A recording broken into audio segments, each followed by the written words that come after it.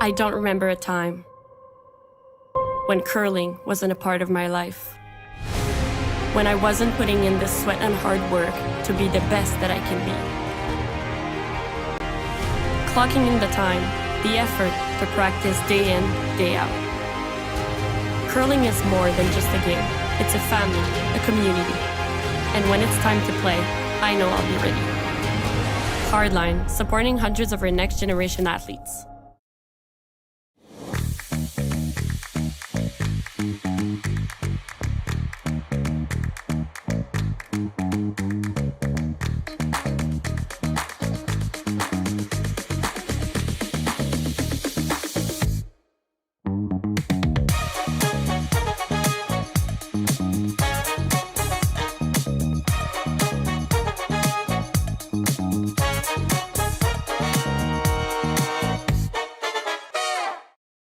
We asked Saskatchewan what they know about 5G. More speed, more innovation. It's going to make our lives a whole heck of a lot easier. This is what 5G looks like. Better, faster. Sounds like one more G. Sounds pretty good. I don't know what it means. All you really need to know is the future of 5G is here and will continue improving through investments in network technology.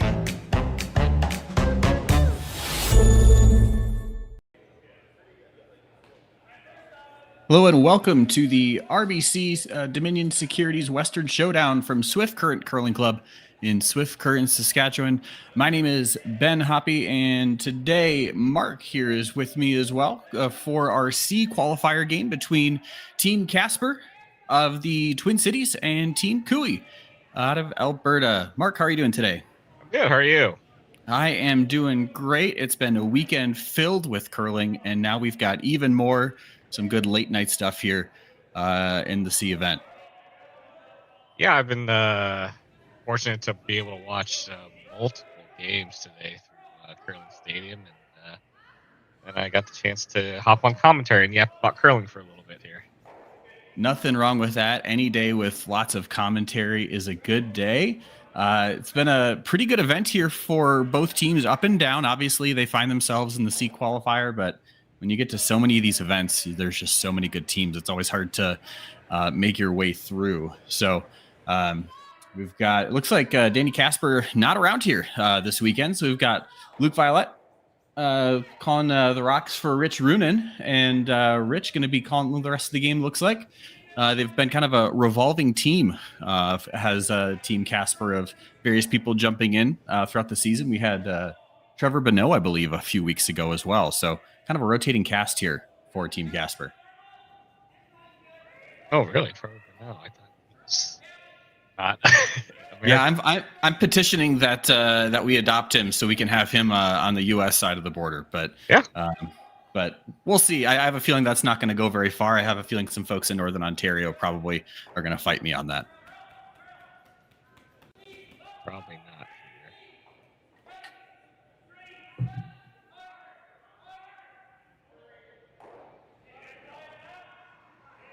So it looks like we've got Team Casper has the hammer here in the first end. Play kind of sticking around here around the middle. Would not be surprised, as we so often see, end up seeing blanks often in the first teams getting. Now they have had all weekend to get used to the ice here, but pretty common to see lots of rocks down the center. Just getting the nerves out of the way as a qualifier, as the run back here. Yeah, so looks like they were able to make contact. Doesn't quite kill the target rock, though. It sets up the aphid, so Casper's got a few options here. Looks like probably just, I mean, is he going to corner guard it or just put the rings here? What's the call? Yeah, it's a good question. I think it all just depends here for Team Casper. I feel like you probably split the rings, but you have to make, well, actually, no. It's hard to say in the first end what you want to do, and especially a team, especially when you've got Kevin Cooey, Skip on the other side, there's going to be some bullets coming down the ice at some point. So I feel like at this point, start out with the guard, make them play some tight, tough shots here early on, put on some early pressure. So I like the call to bring in the corner guard here. It's got to finish just a little bit here, but should cover. It's like covering about half of it. But yeah, definitely forces him to think about how to handle this here.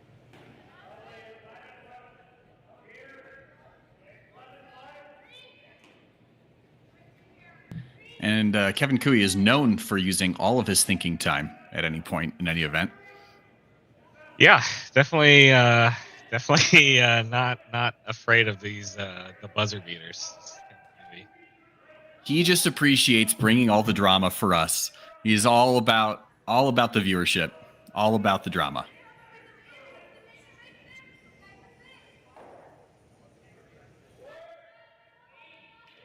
Really nice quiet wait to be able to get around that guard and be able to still hold that into the rings here. So now it's going to force Team Casper to play around with that, try to make a really precise roll, try to bury it here, I believe.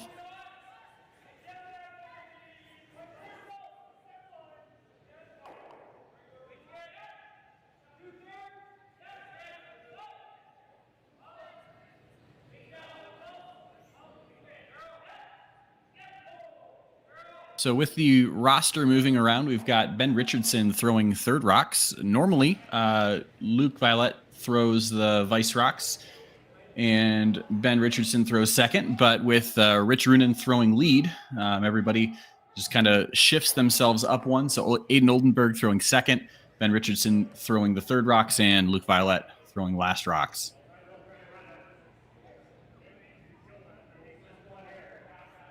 Really nice leave there from Ben Richardson. Yeah, it's been pretty much perfect, yeah. Always good to see some good aggressive play to start here. At some point, Cooey's going to have to make a double.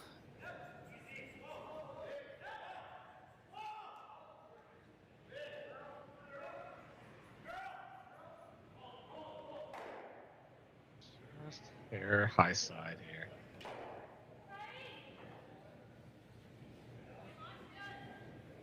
And the game of cat and mouse continues. Hope we've got 8 ends filled with this tonight. Yeah, so a little bit later in the end, so it looks like instead of guarding that, they're just going to go ahead and split the rings here.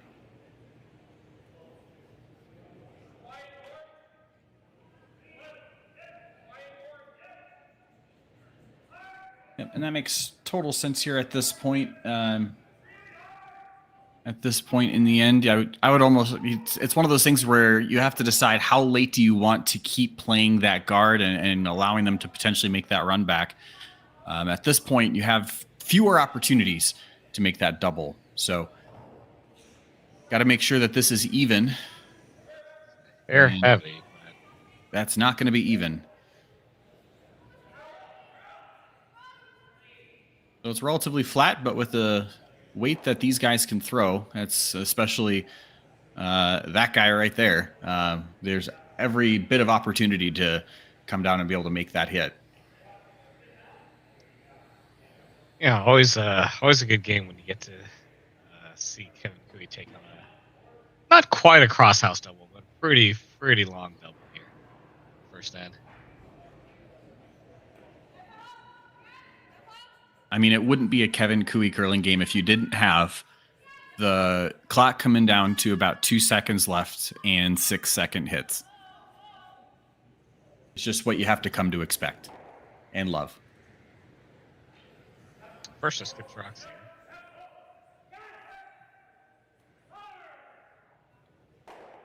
Close. And just hit that a hair thick. So got a little too much of it. Didn't quite get the roll they wanted all the way over to it. So now an opportunity to split the house right back. Got to be careful with how you do play this. Violet's got to throw quite a bit of weight at this to get a flat roll and not give Cooey another double right back.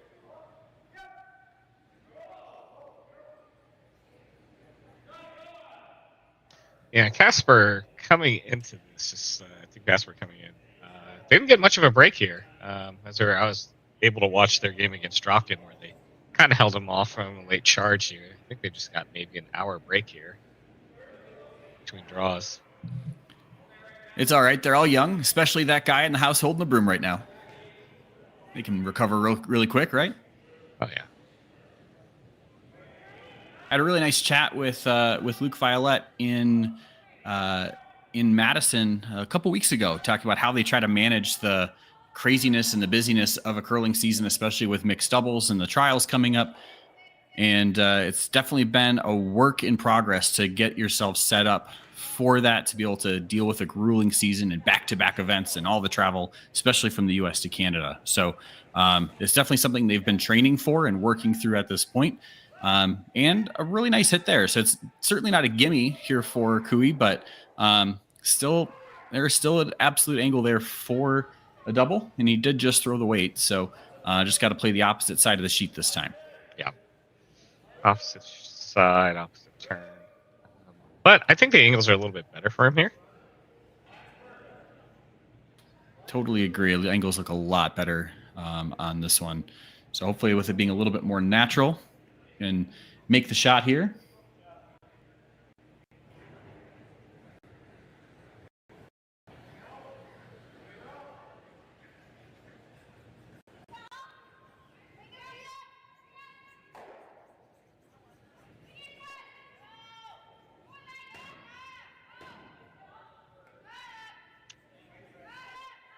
Again, makes good contact. It looked like he's couldn't quite see it, but it looked like he was throwing his intern there, which I was kind of surprised about. Kind of a little bit of a dead roll. Just gets a roll over there and makes contact, but not quite enough to kick it out. Yeah, I think if he plays the out turn on that, you do get more action. But I think the worry is you get that shallower roll, the deeper roll on it. So there's a chance that he's gonna, if he does throw the out turn, that he hits the bottom side of the rock and he just removes everything from play. So trying to do his best to force Violet to make a shot for one or to blank, but instead Violet's got to make a shot to score 2 here in the first. And that is right what they do, right on the nose. So score of 2 in the first here for Team Casper. And the hammer will go over to Team Cooey here for the second end.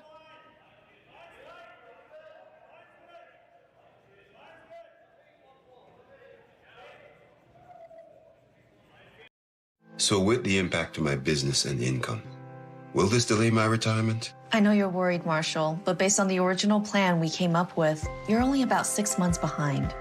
I thought it would be years, not months. You should feel good. Remember, you've got a plan. Thanks. With change comes questions. See the impact of your money decisions before you make them with RBC Wealth Plan. Calling all curlers, novice to pro. Ashland Curling Supply's patented rotator disc system lets you customize your slider right in. Handcrafted in Canada, Hardline's ice pad has revolutionized curling for over a decade. Engineered with top-tier precision and durability, it is backed by an unmatched 10-year warranty. Designed for curlers at all levels to sweep effortlessly with maximum efficiency, it is trusted by the world's best curlers, including Olympic and world champions. It is quite simply the best brew in the game. Hardline. Join the revolution. Stronger agronomics. Better returns. Greater peace of mind.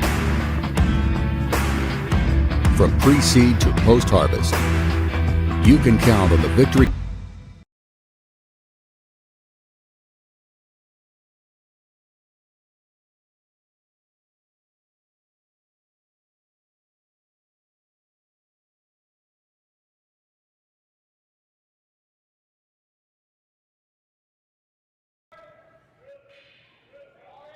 And welcome back for the second end here at the RBC Dominion Securities Western Showdown from Swift Current Curling Club in Swift Current, Saskatchewan. Again, I'm Ben Hoppe, joined by Mark Knof, and we are enjoying this game here between Team Casper and Team Cooey. Casper got the score of 2 in the first with hammer. So Cooey with hammer here in the second. And we've already got a center guard and corner guard, so we're looking to generate some offense here in the second end. Yeah, definitely love to see some scores early on in the game. With this setup here, we'll see something here. Liking it so far. Always love seeing guards in play. That means there's going to be some fireworks at some point in the end. Yes, Kevin, bring it behind the guard. I love it. I love it.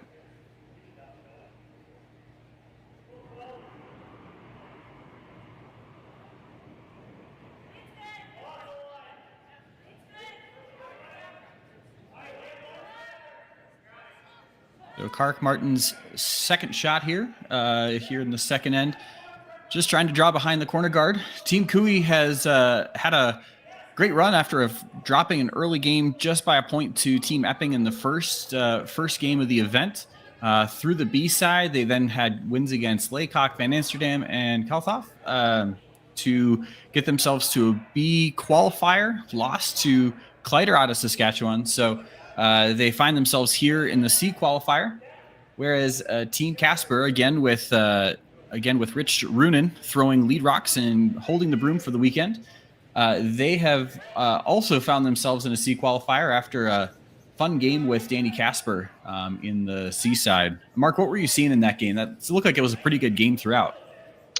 Yeah, no, it was definitely an interesting game. They had a lot of rocks in play. The forefoots were very crowded, especially towards the end. So there are a lot of like kind of interesting angles that they were trying to set up, and it's just kind of your classic cat and mouse. If they junk it up, do we even throw more guards to make it harder to access? That kind of pile. So it was definitely a fun watch. Awesome, yeah, 6-3 victory from Casper in that game. They dropped their first two games to immediately go into the C event, and then wins against Sampson, Purcell, and then Dropkin to find themselves here. And again, the winner from this goes into the playoffs. So trying to capture that last spot. So double center guards here from Team Kui, and Tyler Tardy working to make the run. Makes contact with Shot Rock, but not able to remove it. A little bit of bad luck. Leaves a couple staggered center guards out there. And let's see here. I'm not sure if Tyler's at that part of his 10x10 challenge on Instagram yet. So if he's not, I think we got to start seeing more of those double runs so we can see some more of those converted shots here.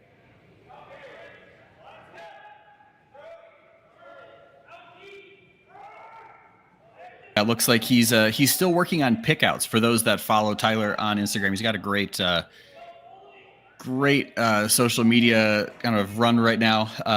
Looks like he's working on make 10 shots in a row of a certain shot. So he's working on pickouts right now. Eventually he's got the double peel coming up.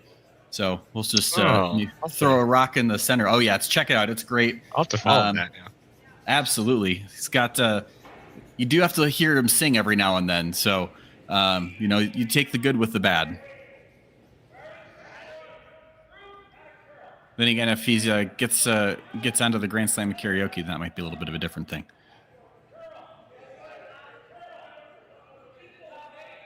This one feels a little bit heavier. Oh, they are going to go for the straight top. I thought they were going to kind of settle for kind of top 12-ish, but just trying to create as much separation as they can there between those rocks. So a little bit of a decision for Kui here with how much weight can you bring at this and what can you do about it. He just peels the top one, and I feel like he's probably just going to see another yellow come in and potentially be even more well-made than this one. But looks like that's what he's going to try and do. Yeah, I think he'll take either the double or the hit and roll. I don't think he can make the double and the roll out of the corner. Yeah, and I think the double's tough because you have to bring such precise weight at it to be able to get around. So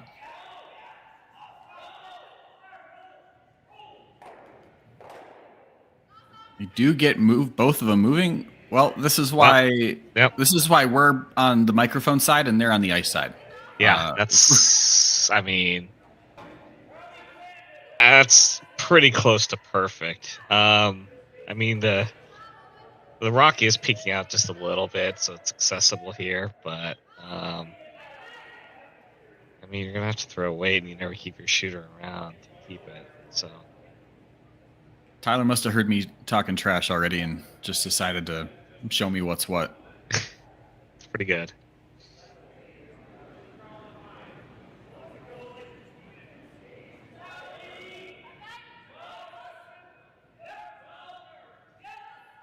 So Ben Richards and Rock here trying to see if they can get some movement on those Kui rocks. Do navigate the corner guard, and they remove one of the reds, leave their yellow wide open though, I believe. Actually, no, that is buried. Sorry, I'm having a little bit of a hard time seeing my feed here. So that is buried. So another tough shot for Kui coming up. Yeah. No, I mean, that's about as best you could do it there. Yeah. Very important for them to keep the shooter around. So great, weight selection there. And it's mostly buried. Yeah. I mean, I think might be able to dig this out. I mean, I think this is probably easier than the last one. So this time, new team member Aaron Zliczynski with his shot, and they are gonna be able to dig that rock out. Not quite enough to get to the low side, but so opting to take the ball back towards the corner, which may have been the original call. I wasn't exactly sure which way Kevin was trying to get there. Still a really nice shot though, and it forces Team Casper to have to navigate that corner guard. So anytime you have to keep forcing, digging out your opponent's rocks and forcing them to have to deal with your own guards, you're doing something right. Yeah, great weight selection by both teams so far, making these kind of quiet hits and making good rolls.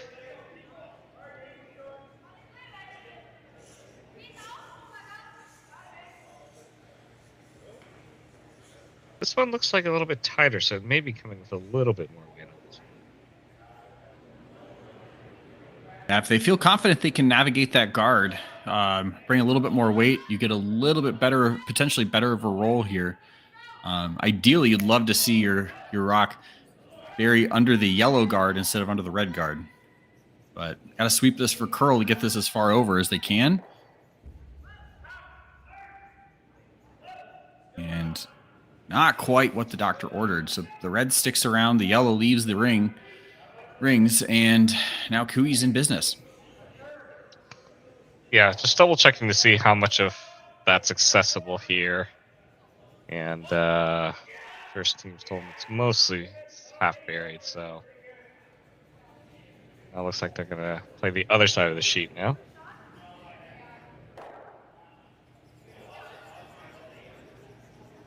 I think Kui probably trying to bury underneath that yellow center guard. If he buries it under that one, it's a lot tougher for Team Casper to be able to pick it out.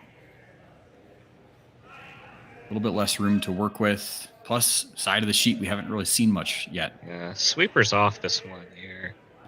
Okay, I think it's got plenty of weight here. Maybe a little bit of tire to try to move it over. Okay, to take it deep. Ends up sitting back 12 here. So, scoring area, nice and large, but now an opportunity for, actually a decision here for Rich Runen. Do you want to come in and try and sit shot and be aggressive and play for a steal? Do you kind of get a little spooked by all those red rocks in the rings here?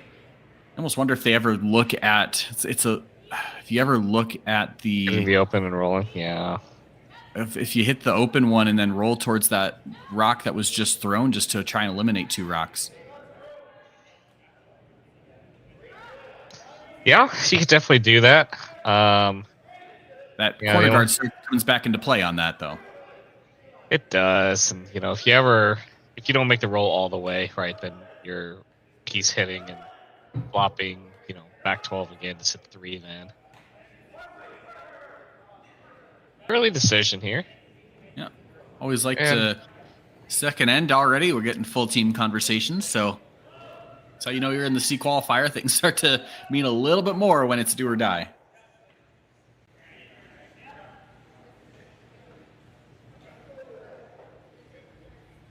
It looks like they are going to play the hit here. They're going to play the in turn. So we'll see what Luke Violet can do on this rock. He's playing the intern here, then it's a little bit more of a dead roll, but probably hit about a quarter of the rock, and it should direct right towards that rock in the back of the rings.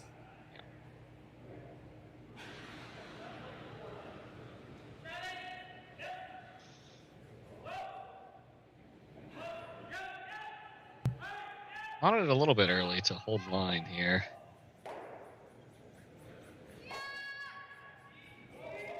Beautiful shot. Yeah, no, fantastic.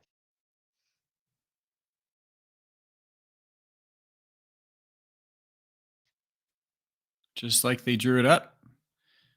Out turn double. Play here. Yeah, just nice, easy. Sweeping to keep it clean and makes it pretty perfect. Buried behind the center guard. Not shot rock, but does take away, helps take away potential big in.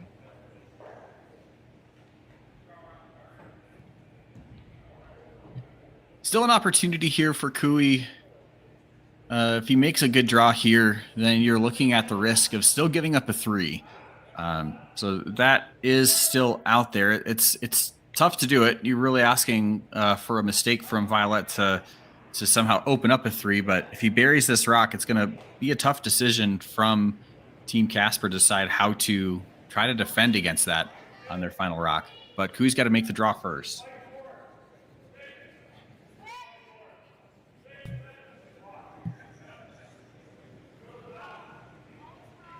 This is the same side that went heavy on that earlier draw. And this appears to be the same. Yeah, so not as heavy as the earlier draw. I think definitely they wanted top 4, kind of that top 4, top 8-ish range, but it was just shot rock, and now it is that decision for Team Casper. Yeah, they can. I mean, especially considering that Violet's coming out of the left tack, that rock's going to be. You might be able to see a sliver of it, but otherwise going to be pretty much dead buried under those guards.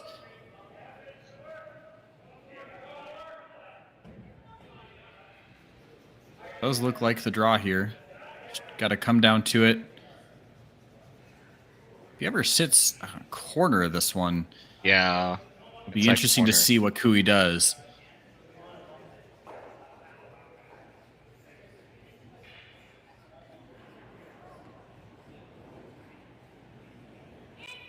So Luke Violet with his last here in the second.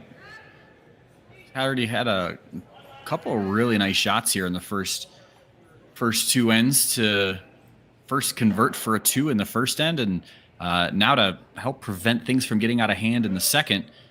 Now can he keep on with the damage control with his last rock?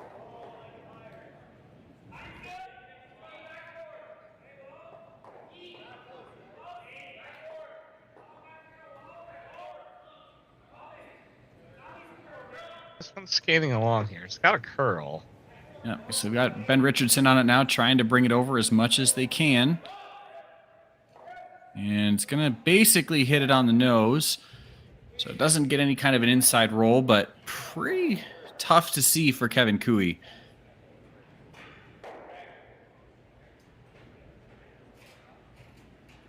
So it went from decision time from Team Casper to decision time for Kevin Cooey. Is he going to try and make a... He's got a couple options, I think, here. You can either try and pick it out. If you do a clean pick, obviously you got to navigate a guard, that yellow center guard. You can pick it. That's a shot for 2. That's really, I feel like, the only shot for 2 that you see, unless he decides to run the corner guard in for a 3. But that's a pretty long run. Yeah, it's awfully early in the game too.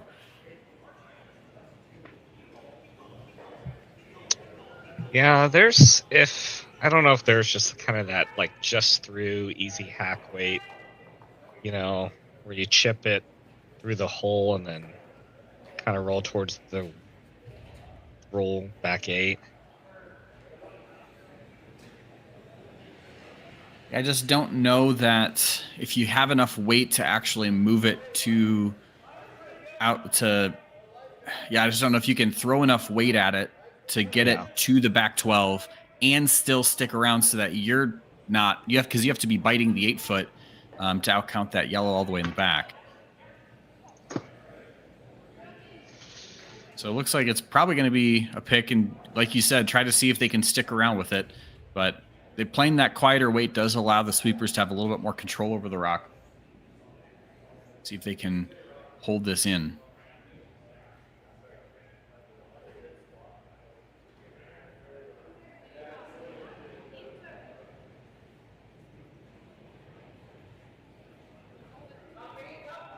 I wonder if the team's not completely on board with this shot. Oh, looks like they're resetting here. Okay. And I probably just want to get really clear on the weight that they're looking for so they know how to manage this.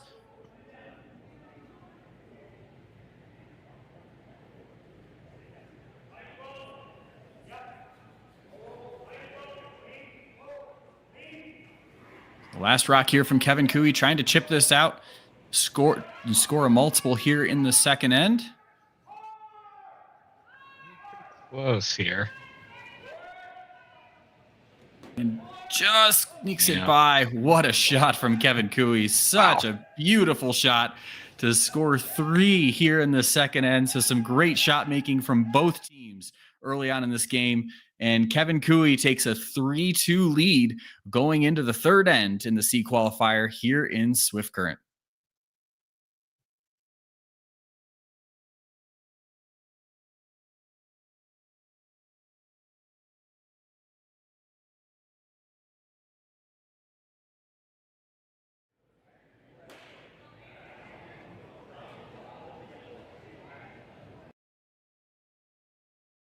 We asked Saskatchewan what they know about 5G.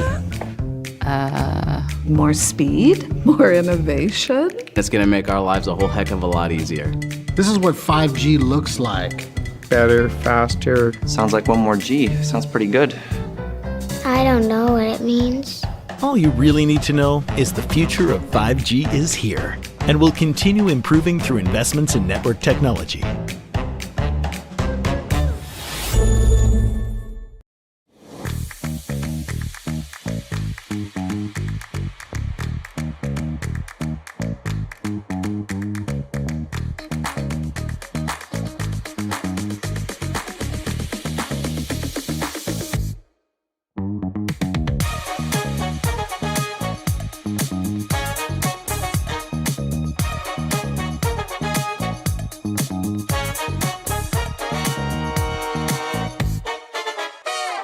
Join us this March for the House of Hearts Charity Bonspiel in Duluth, Minnesota.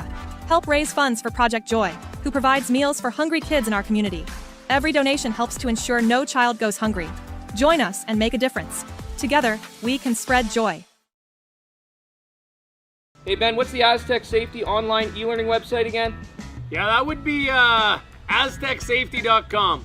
Fire extinguisher and firefighting, we'll send that one to Paul. Ah, now here's a course I should probably take. Conflict resolution. Power line safety. Yeah, I thought it might help me with my line calls. Did you know this Aztec website has over 100 safety courses? Jeez. Aztec Safety online course. Ground disturbance. Could have used that a few seconds ago.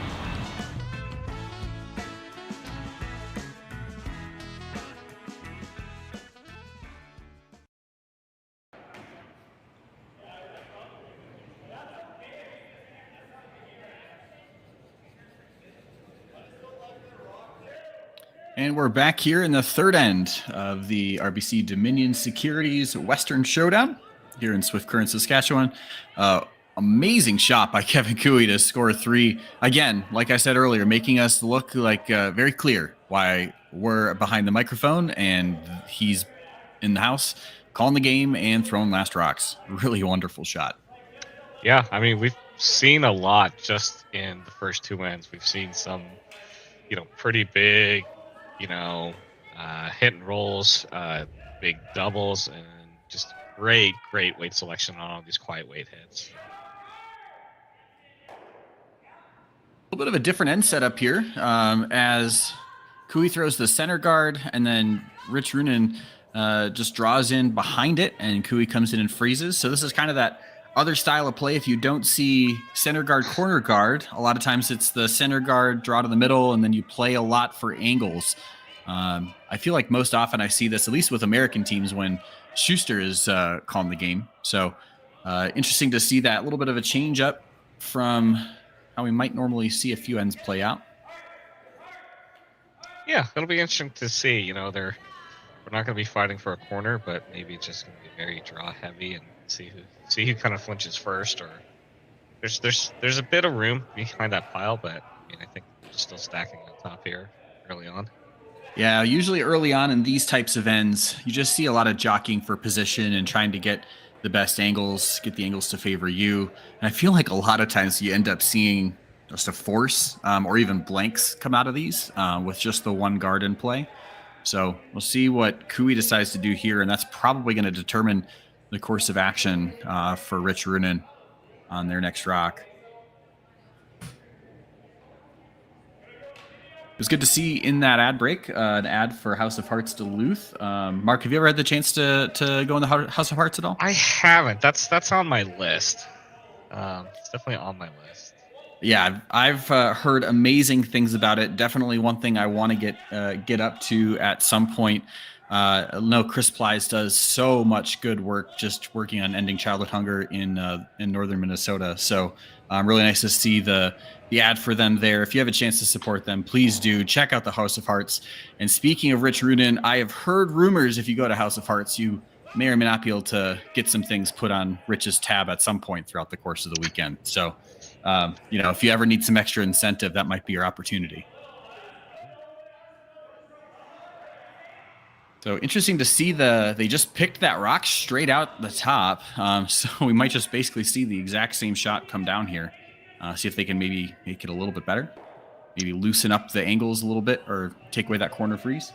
Yeah, I think he's talking about it. It's like it's gotta be there. He's okay with bumping it, but leaving that gap is kind of what allowed that pick to begin with. So we'll see if they move this at all. This is Aiden Oldenburg throwing here. He's first season on Team Casper. USA Curling announced some lineup changes for the high-performance teams back in May.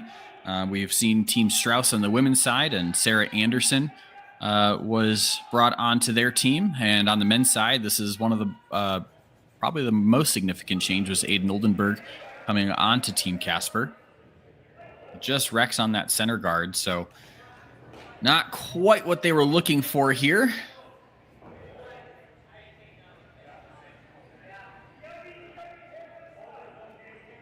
Third end, you have that, like I mentioned earlier, you have that center guard set up there. At some point, we're probably going to see this pick out. Mark, at this point in the end, you're thinking about how you want to finish this up, what your goals are for the end. Where do you think, if you're Rich Runen and Team Casper, how do you think you're trying to play through this after that just barely wrecked on that guard? Well, I mean, you've got some savers here for both sides, depending on where this ends up here. But you are kind of getting a little worried here. I mean, there's room. You can always draw behind right now. It's going to be because you have quite a bit of cover, and the angles don't run directly back. If you can ever get something, say, just right on the T line or even back button. But again, a little scary here. You can always just try to hit your way out of this, right? Like you had mentioned it earlier with the single guard. You could still try to work towards a blank if you're worried about, how this is kind of getting set up for you. Yeah, this is kind of decision point here for Rich. How aggressive does he want to be, or considering that the angles aren't the greatest for him right now, do you want to be aggressive, or do you want to just maybe start to bail on the end a little bit? I think there is a world where if he were to hit this, I think your shooter's going to roll out if you hit this high side of nose here. Might be able to remove both reds at that, but you're probably losing that yellow, and then they're just drawing behind the center guard. So probably just trying to nudge around here and keep playing a game of angles on Aiden Oldenburg's second shot here.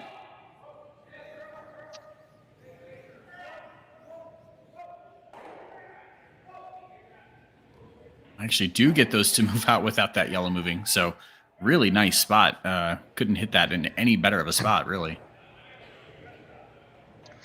See, I saw someone asking YouTube chat if this was. Oh, maybe they delayed their message. But yeah, this is a C qualifier. We'll have the quarterfinals starting tomorrow, I believe, at 9 a.m. So if you head on over to Curling Zone, you can take a look at the playoff brackets as soon as we start getting some results here.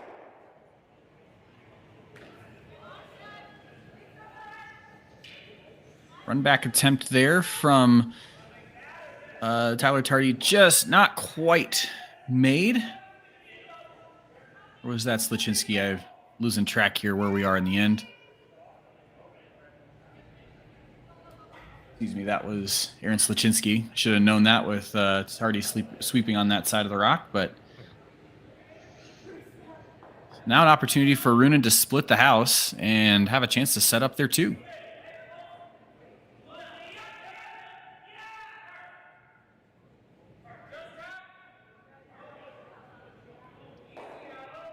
So we're curling a little bit here.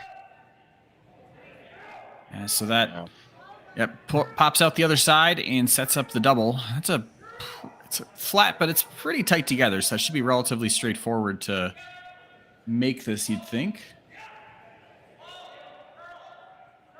Yeah, I've considering the hits they've been making all game. I don't want to do a commentator's curse, but I feel like this one's gonna be pretty automatic.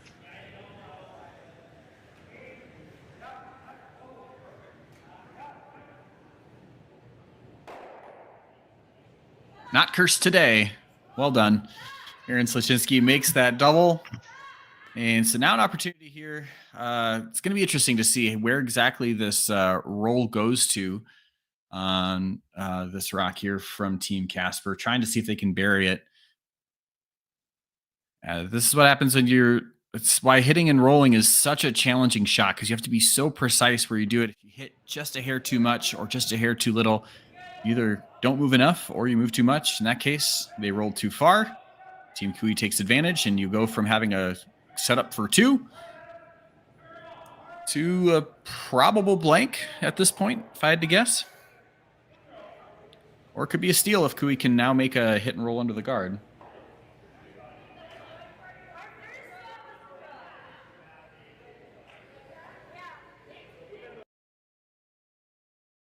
We asked Saskatchewan what they know about 5G. More speed? More innovation? It's going to make our lives a whole heck of a lot easier. This is what 5G looks like. Better, faster. Sounds like one more G. Sounds pretty good. I don't know what it means. All you really need to know is the future.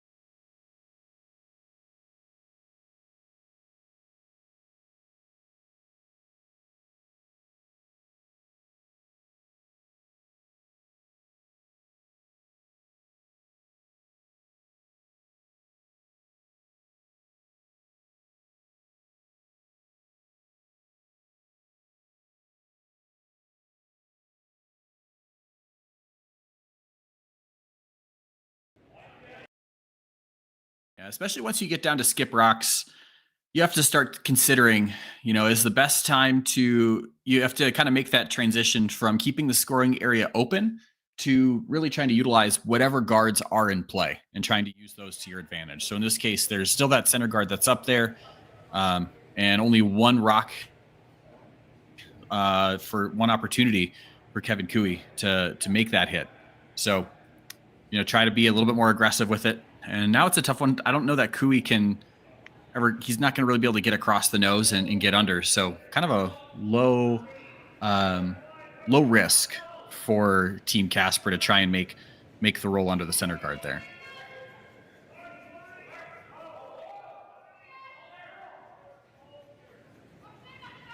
This one's got room here.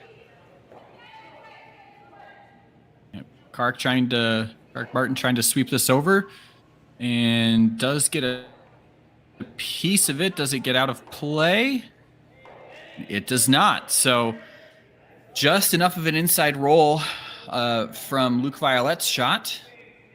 And Cooey just wasn't able to get enough of that rock. So now it's going to be a draw to hit the paint for 2 for Luke Violette. My least favorite shot in the game. Oh, yeah. I mean, just hit. You'd think hitting the 12-foot house, is so easy, right? Yeah. It's a giant circle. Just hit it.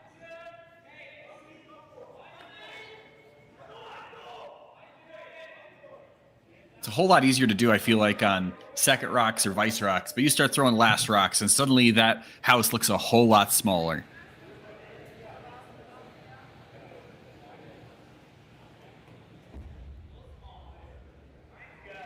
Luke Violette's last here in the third end. Sweepers are on this one a little bit. They're not really going hard at it yet. Just trying to make sure that they clean it all the way down.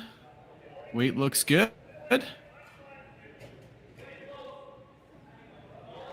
And perfect shot for 2. So we have offense here, ladies and gentlemen. Multiple points every end so far. Nothing but hammer conversions as we take a 4-3 lead for Team Casper into the fourth end.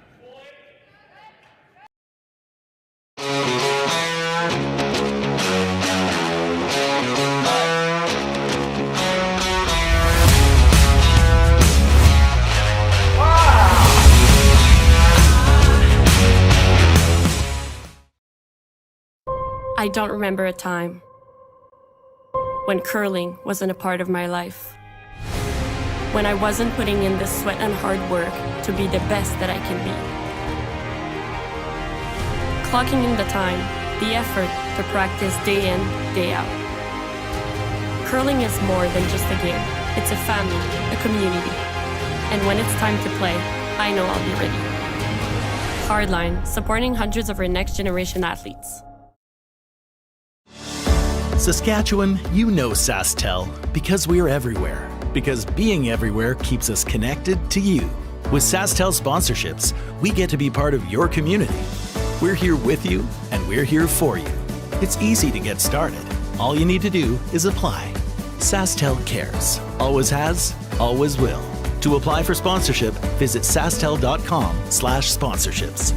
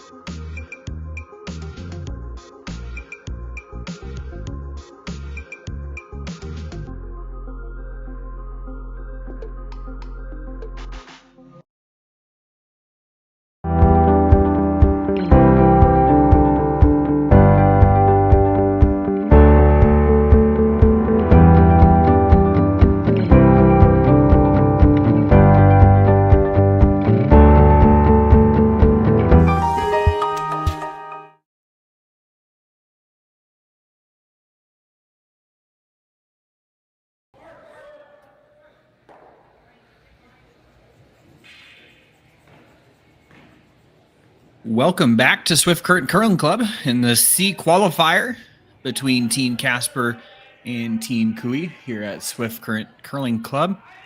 Lots of offense so far here, Mark. Yeah, no, it's no blank so far, which I'm always glad to see. Yeah, we've got a single, a deuce, and another deuce. Or actually, a single, 3, and then a deuce. Yeah. Yep. Yeah, we've got Casper scored 2 each time they've had hammer, and then Cooey there 1 time with hammer. They got their 3 there in the second end. So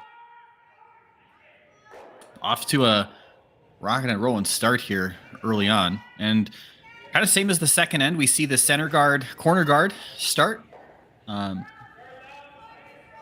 Except this time, corner guard not on the center line from Team Casper.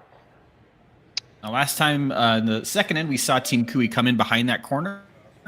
So a little bit higher of a corner guard this time. So I'm curious if that's going to impact how Cooey's going to set up this end. Yeah, he's got the tick shot available with that not being on the center line.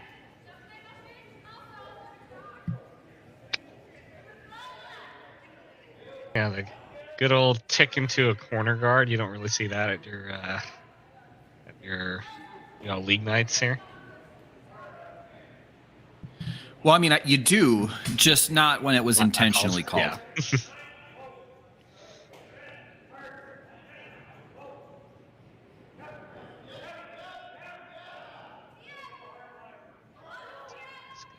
This maybe.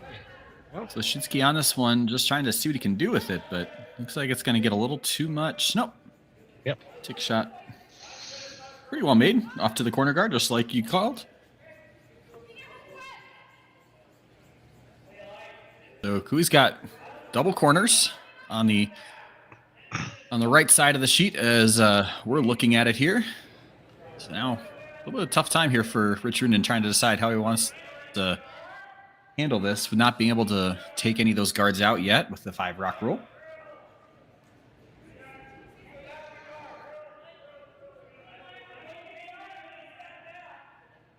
Yeah, I think Brennan's wanting a center guard, but there's just the double off the yellow at the wing there. That was pretty flat.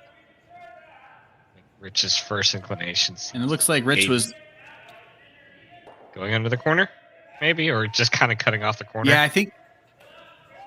I think he was looking at not necessarily coming all the way around it, but rather choking off the draw so that way Cooey can't necessarily get under there. And that way, if Cooey ever did try to make a roll, then Rich has an opportunity to, work with that. So trying to keep Kevin busy without being able to utilize those corner guards quite as much.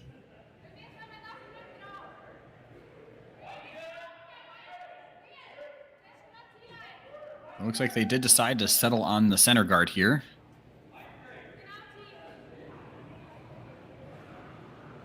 Now I'm wondering, do you think that's just because they think, well, if he makes the double, then we can still come around that center guard anyways? Yeah, I think so. Like, even if you make the center and he makes a double, that's right. Or if he decides to go into the corner, then you're able to go behind everything and go, top 4. So you're gonna have some options, right? And that's not the easy. I mean, it's pretty close and it's very makeable double there. But if they make it, probably still have access to it. Yeah, I agree. I think based off of how that double sits there, I think there's a chance based off of how those are set up that you could almost hit the double and actually almost keep rolling a little bit down the center line towards the button. But I would not be surprised, especially if Tardy just sticks this double, if Runen almost tries to use that, maybe use another guard, or just try to keep play in the center of the sheet and away from those corner guards.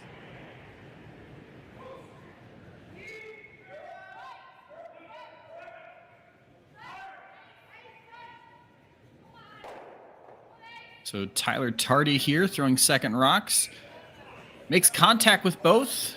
Not able to remove it. And now you kind of have that red acting almost as another guard here. So an opportunity for Runen to put on a little bit of pressure here.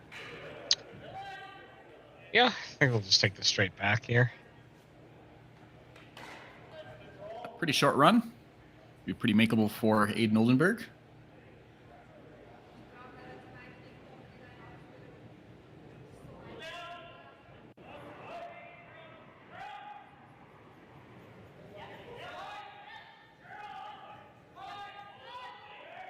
They're trying to get this to curl over as much as they can with Richardson on it. They wanted to stick the nose double, not quite able to do that. So they do leave a center guard, a guard just off the center line up there. And now, unfortunately, an opportunity for the corner guards to come into play. Yeah, not the ideal result. You know, you're sitting 2 here, you know, for Team Casper. But yeah, if they make this hit and roll underneath double corners, then start worrying just a little bit.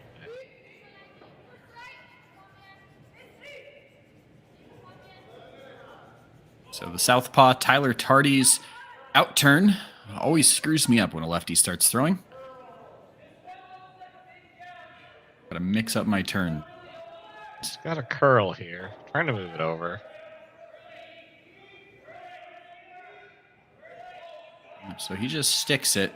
That's Rock is wide open, and even more so out of the left hack. People throwing with the correct hand and foot. Sorry, Tyler. And any other lefty throwers out there, I apologize.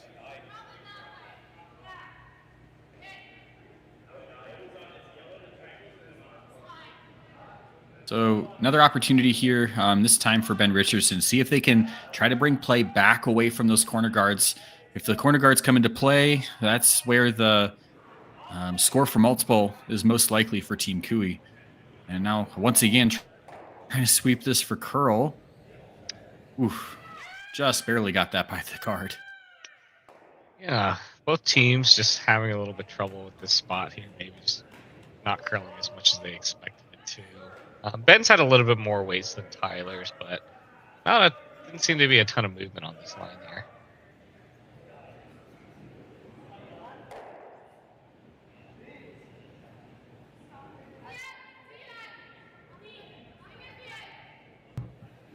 And so now the opportunity for Cooey to draw under the center or the corner guards. And leave that rock on the 12-foot. Stay aggressive here. Try to generate offense. Yeah, we'll see with this kind of draw weight. See if there's just better finish here. Still Kark having to go to carve it over just a little bit. Yeah, it looked like that actually moved really nicely once the weight started to come off of it. Because at first they had Tyler Tardy on it and came off of it and they switched over. And that was a really nice weight on that draw, though I have a feeling that Richardson can probably see probably about a half a rock, if I had to guess, from that left hack. Yeah, we'll have to see what kind of adjustment they make here in terms of reading it down the ice and if they have to start to carve a little bit earlier to make it move.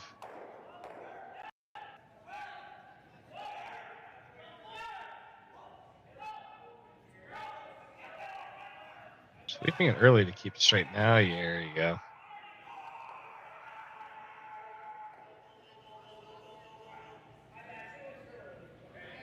And they are able to make the dig there. Kind of the same thing that we just saw from Cooey's team too, where they felt like they needed to hold it for line early, and then made that switch to sweep for curl. So there might just be something on the line of just trying to set it out into the proper path, or maybe there's a tricky spot there, like you mentioned, that they're just trying to figure out how exactly that's going to play.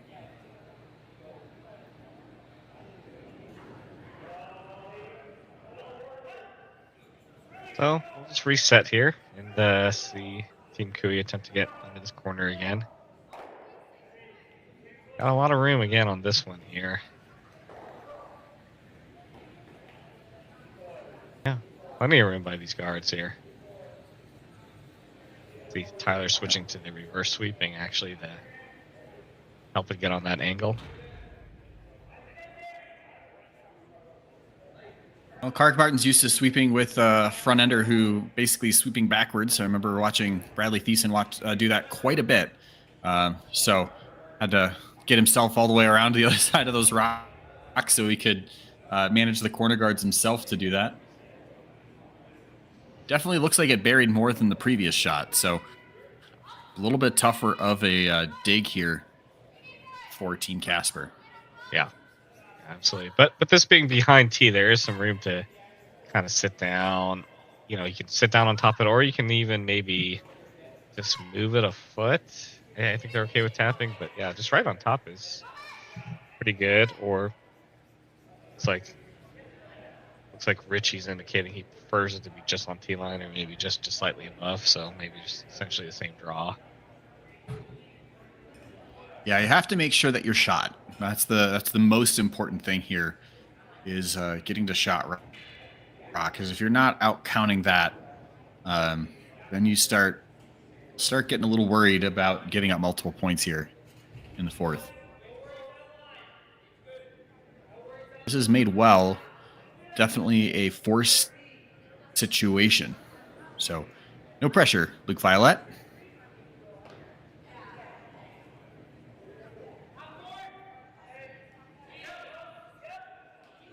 Sweepers on it right away.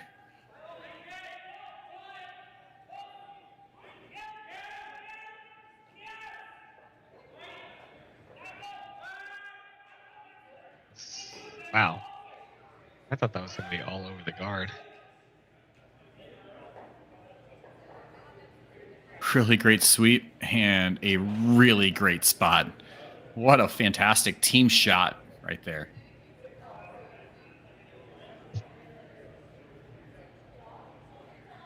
Yeah, really well managed from all parts of the team, but especially from the sweepers to have such a great judge on where that is. And obviously with Rich calling the line there, just primo shot making. That makes Cooey's life a lot tougher here on his last two rocks.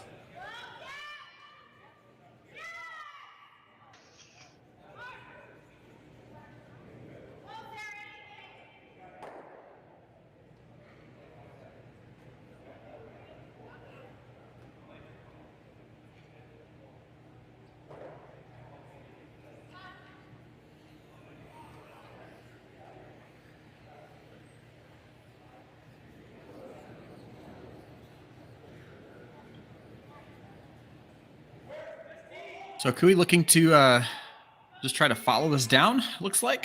Do you think he ever wants to maybe just get a slight little tap here just to maybe release that red rock? Yeah, I think so. Although with this where he put the broom, I think he's just playing the draw. But if he ever gets to the low side of it, it's kind of a bonus here.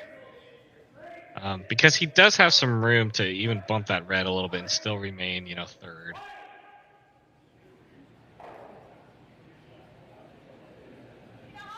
And just like that, I don't think that red is... I feel like if you ever run that red, that the back red's killed. So I don't think he was quite able to release it enough to bring it back into play for a potential counter. Really nice weight, though. And they were able to sit shot here. So another... It's going to force Violet to just try to draw out of the button, essentially, and make Cooey make a tough shot around the guard.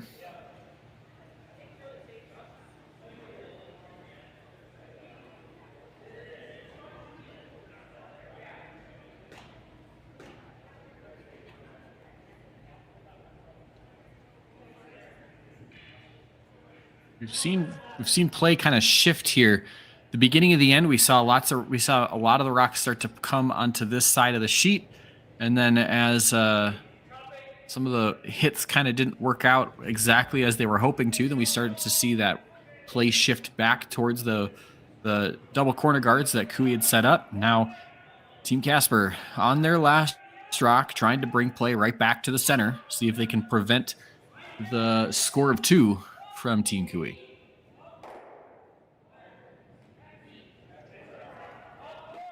By the guard here, with plenty of room here. Gotta come down.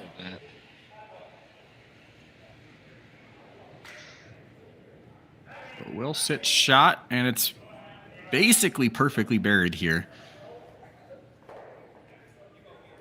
Oh, is he going to play with his own here? Yep. I think that's the play. That's his play for 2. I'm off your own. I don't think the red. It just depends how he hits that, his own rock. Because if he hits too far on the inside, that rock might hit once it hits the yellow. Might then spin out. And that's where you're going to see if that yellow that's in the top of the rings, we should see the back red killed in the back 12 foot. The yellow on the 8 foot will be killed by doing this. And then that yellow that's been sitting up there since like the 3rd rock of the end might actually be the one that potentially prevents Kui from scoring a 2. But it all depends on how much this rock is going to spin.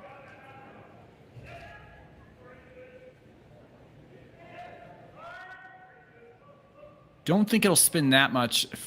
The opposite rotation, I think, would have caused a little bit more spin out on that.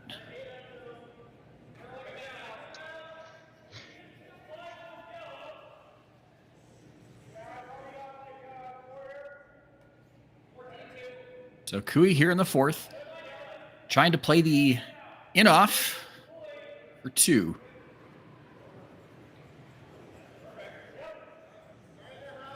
It's like nice quiet wait.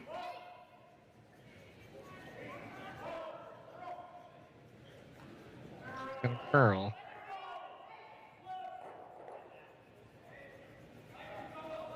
Wow. And just like that. Yep. So once again, Kevin Kui with the beautiful touch on his last rock and scores 2 with the hammer to go into the 4th end break here with a 5-4 lead. So another great shot from Team Kui. Shot making back and forth here in this game. And we've got a close one in the C qualifier here in Swift Current.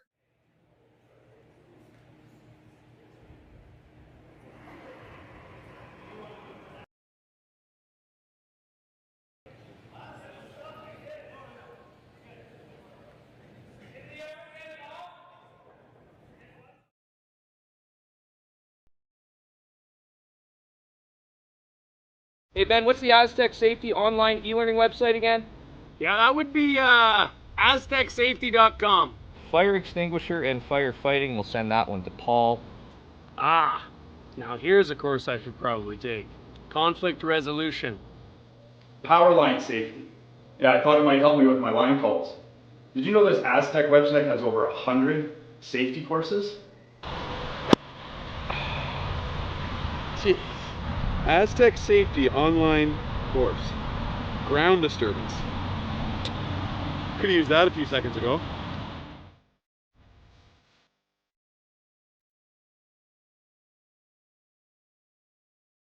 For over 20 years, the Sandra Schmirler Foundation has granted more than $9 million to hospitals across Canada for life-saving equipment for premature and critically ill babies. In the past 4 years alone, $4 million has been granted thanks to the curling community's incredible generosity. The need continues year-round, and with your help, we can ensure every baby has the chance to grow up and become a champion, just like Sandra.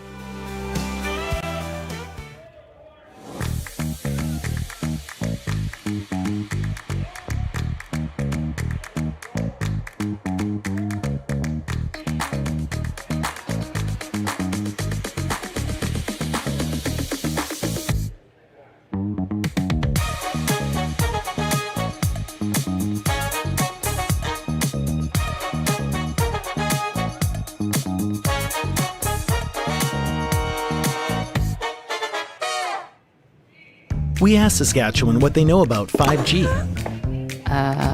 More speed, more innovation. It's going to make our lives a whole heck of a lot easier.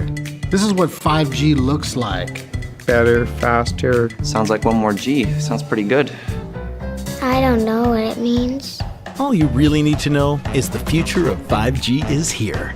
and will continue improving through investments in network technology.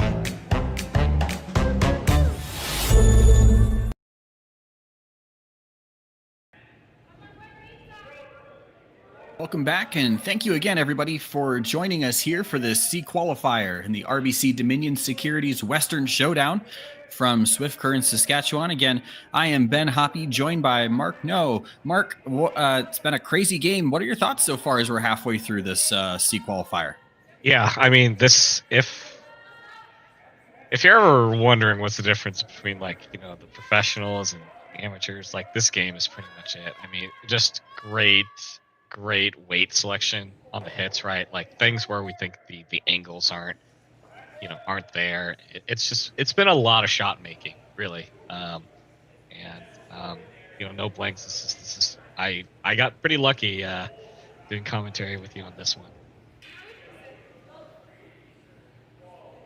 Yeah, it's always a good time. Apparently, whenever I jump onto games, they just happen to be barn burners. A couple months ago, I jumped onto a game, and it was, I think, Jordan McDonald versus Mike McEwen. And I think Jordan McDonald won that one on the last rock, I believe. So I've been pretty fortunate in the games that I've been coming into to see some crazy games with lots of offense. And I'm never opposed to that. Like you said, anytime I can see a lack of blank ends, I'm all for it. Yeah, even in the this offense, so especially far. in this one, the offense. Yeah, in this end, we're seeing the rocks back into the house. He had draw slide deep from Rich Runin on his first, and then freeze made back from Carr Martin. So, and the thing is with the offense in this game, it's not really coming because of a lot of missed shots. It's becoming from a lot more made shots, which is everything you want to see. You always want to see made shots, especially when that leads to a lot of good offense. Yeah, it's all stuff with a high degree of difficulty, right? And they're putting it perfectly, right? Like, you know, so even though there was a slight miss on that first draw, right? It's perfect freeze and this great weight here, and now we're seeing that kind of like stagger here. Granted, it is behind T, but it's going to be the makings of another interesting end here.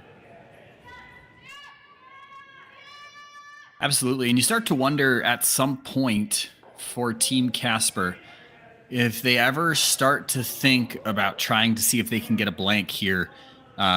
We are in an odd end, and in an 8-end game, that 8th end comes up quicker than you might want to. So you have to start considering at what point do you have to think a little bit less about generating offense and more about what end do you want to be generating that offense in. Yeah, so we've had, I guess, the 5 rocks thrown here, so this is decision time here for Richie. And it looks like we're going to keep on adding to this pile here and trying to get the angles in their favor. Yeah, especially with everything behind the T line. I think if this stuff was above the T line, that center guard probably goes. But with everything behind the T yet, I think you see this continue for at least 1 or 2 more rocks here first. Again, for those that are just joining us, or maybe didn't catch the first end, Rich Runin in for Team Casper for this event. So he's throwing lead rocks and then calling the game with Aiden Oldenburg, Ben Richardson, and Luke Violet all moving up 1 spot in the throwing order from what you'd normally see from Team Casper. And that rock from Aiden Oldenburg just came a little short. So now it's going to get a little hairy, I think, here for Team Casper. Yeah, you got to figure no matter what happens here, they're ripping the center guard here.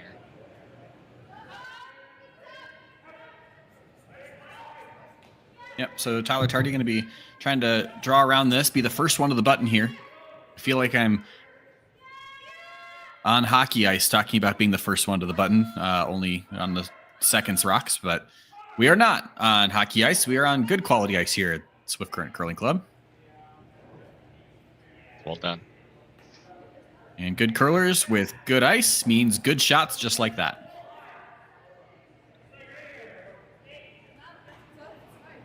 It's like he is going to try to line these all up to get stuff moving here.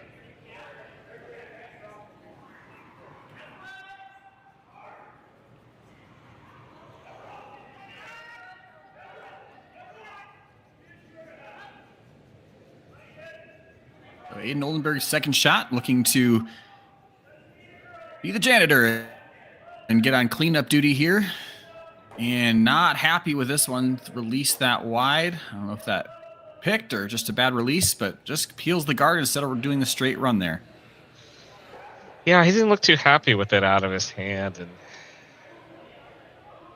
trying to push it over, but that kind of weight. And it seems the ice is a bit weight sensitive in this draw. So no saving that. And we'll see if Kevin's just going to try to make a better guard here.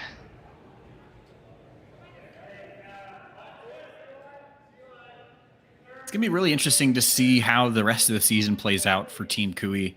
You know, Aaron Slaczynski came into the team. Obviously, some of the interesting things behind that with basically their biggest rival in Alberta, and pulling Aaron Slaczynski from that, he slots right into the vise. And anytime you can grab a really good skip and put him in throwing vise rocks, that's going to help your team out. And I'm sure there's probably been some adjustments for the team to get used to each other with mid-season changes, but it's going to be interesting to see how this plays out for this team as they're going to have to go through the Alberta provincials, try to get themselves back to the Brier.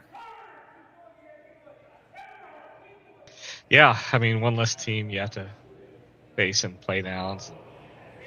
Yeah, I've always liked Sluchinski's game. I wasn't familiar with him for a long time, but you know, I've been able to watch quite a few of his games on Curling Stadium, and been pretty impressed. Yeah, I just distinctly remember watching some of the games that he had in Alberta Provincials last year, and he was on fire in those games. Was really a thorn in the side for everybody, including Team Cooey, in those games. So bringing that shot making to this team is a huge add for them, as Ben Richardson just misses clipping that yellow on the run. So we're probably just going to keep seeing the corner guard here. Or, excuse me, seeing the center guard with Team Casper going to continue trying to work on running this in for the next rock or two here.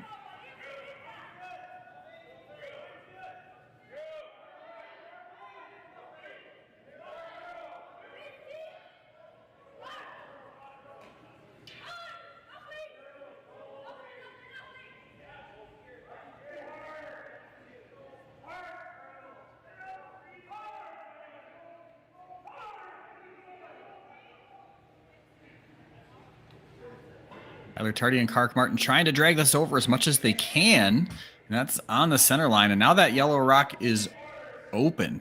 So at this point, what do you think, Mark? I mean, I feel like you have to diagnose, like, what's the problem rock here? Is that center guard your problem rock? Or is this now the reds on the forefoot are the problems and you can maybe deal with it?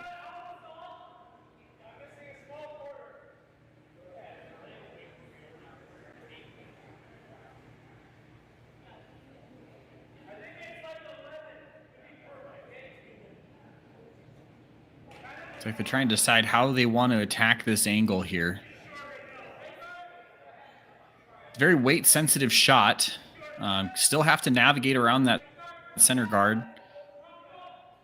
Means you probably have to bring the weight down a little bit, but an opportunity to run that yellow in and shake things up. Yeah. I suppose you're okay if you do wreck on the guard, but with this much room, you'd expect to be pretty close here. Yeah, this late in the end, it's a little bit trickier. If you do wreck on the guard, becomes a little less okay. Nice sweep from Luke Violette. They're able to remove one of those yellows. And the other thing, that yellow sitting out on the side is a rock that you can potentially use here for Team Casper. Yeah, there's a lot of rocks behind T. So Kevin Cooey going to draw in. A lot of rocks behind T there, but yeah, you can easily come off yours, kick that red out. You don't lose that kind of rock in the 5 o'clock position of the button.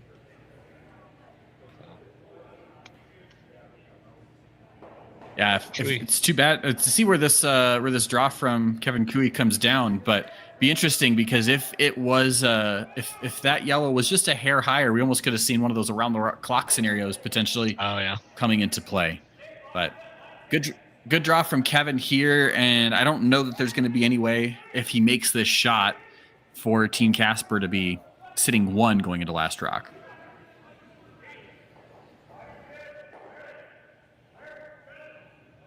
Sweeper's off this one here.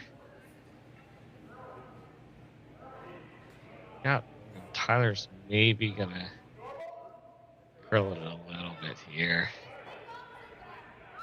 Looks like that's checking up really nicely.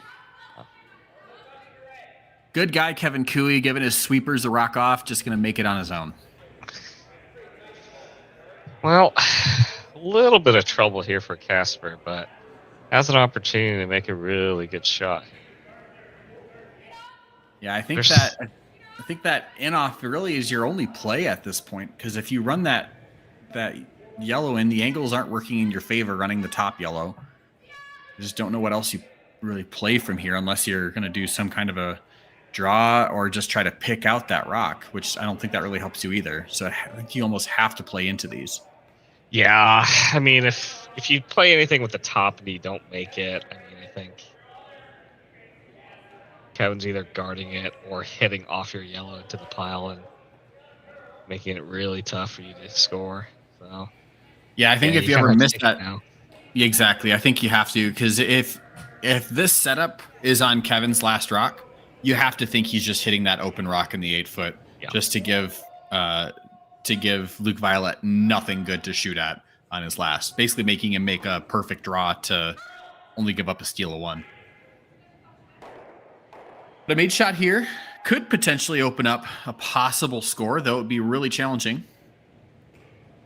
We're throwing the in turn, so throwing a lot of weight at this rock. Richardson really trying to hold the line. Pinch this one. Just really nice shot from Luke Violet.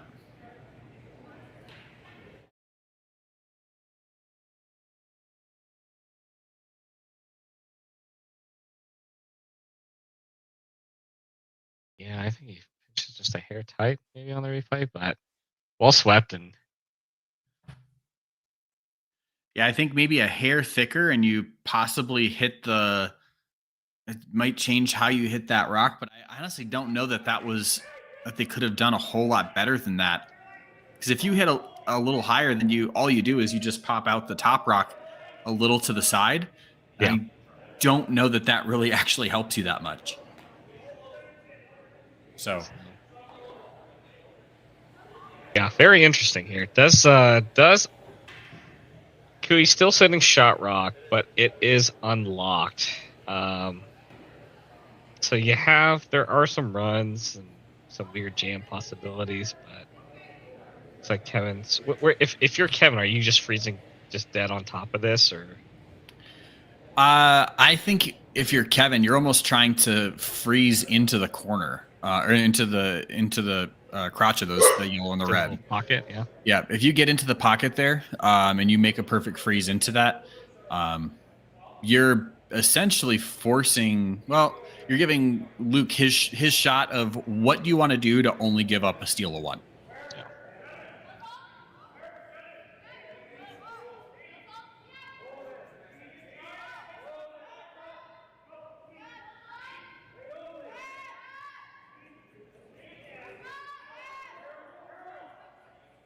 Looking for just a little bit of late finish here. Okay.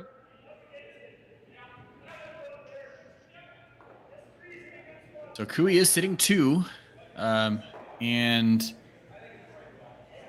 don't know. So I think I could be wrong here, but I do think there is a shot potentially for 2, and that is exactly what Luke is looking at right here. If you hit that high side, the top red spins out. And the bottom red just goes right back into the pocket. And if you stuff it, you should be sitting 2 after that. So it's a tough shot, though. If you ever wreck on the guard, you give up a steal of 2. You could try to play the pick on this yellow. And there's a just slight chance you get chisel it in super there. unlucky. Yeah, you could get super unlucky, though, and just hit one and it spins out and you still go up to steal anyways. Or if you're really unlucky, which I feel like this would be a me result, is I would find a way to just pick it right between the two reds and not touch any of them. I honestly like the pick here. Just because you hit what you can see, and then you're good. The problem with the run is you have to throw it. You have to get the weight, enough so you don't spin off the top red one, because you have to. You basically have to dead stuff it to score 2. Yeah, and are they gonna play it? It's like they're gonna play it. The other thing, this isn't like the ideal scenario here, but I talked at the beginning of this end about the possibility of, blanking at some point to try and take hammer so that you would have hammer in the even ends. If you can ever just limit to a steal of 1, hammer stays with you for the 6th. You're down 2, obviously, but if you can go, down 2, get 2 in the 6th, force 1, then you're down 1 with hammer in the 8th, and it doesn't look too bad. But first things first, Luke Violette on his last shot here in the 5th end, trying to make a run, see if he can move both reds for 2. Now Oldenburg sweeping this for curl. Just a hair out. And just going to give up a steal 1. So sure enough, the steal 1 for Team Cooey after a lot of rocks into the house the entire end. Another fun end here from the RBC Dominion Securities Western Showdown. So 6-4 lead for Team Cooey going into the 6th end.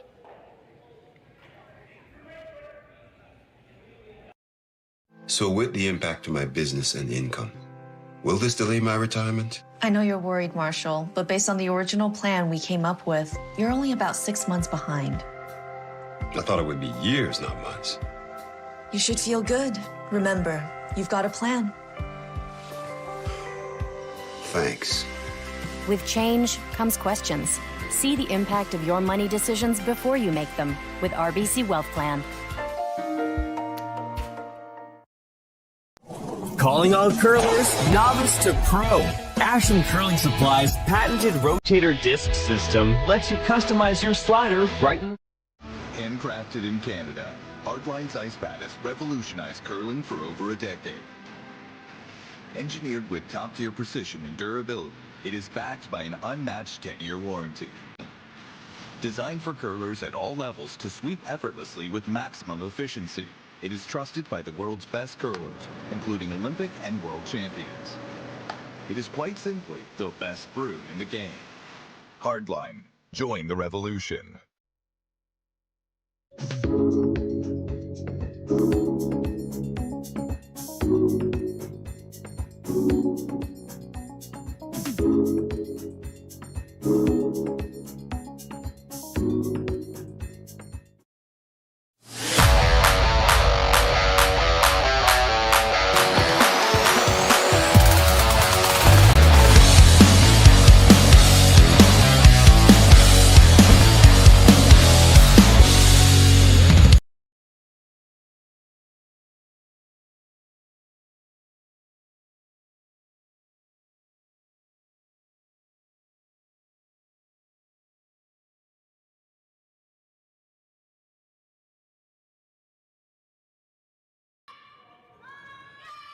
Welcome back. We're in the C qualifier here of the RBC Dominion Securities Western Showdown from Swift Current, Saskatchewan.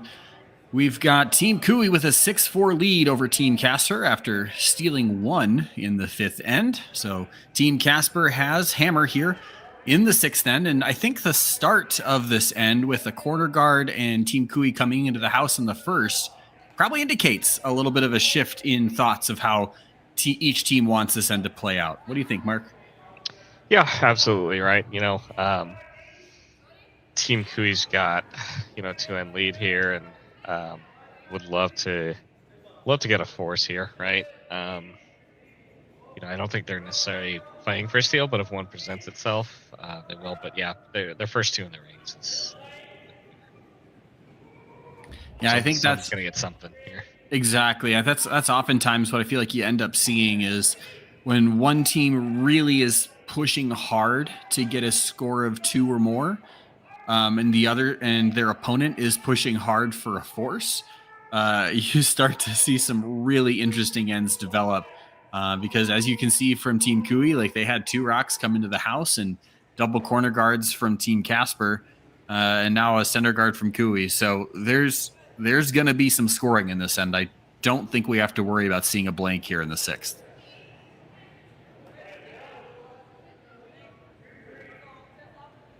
And if I'm wrong, everybody can blame me for announcer's curse. It's fine.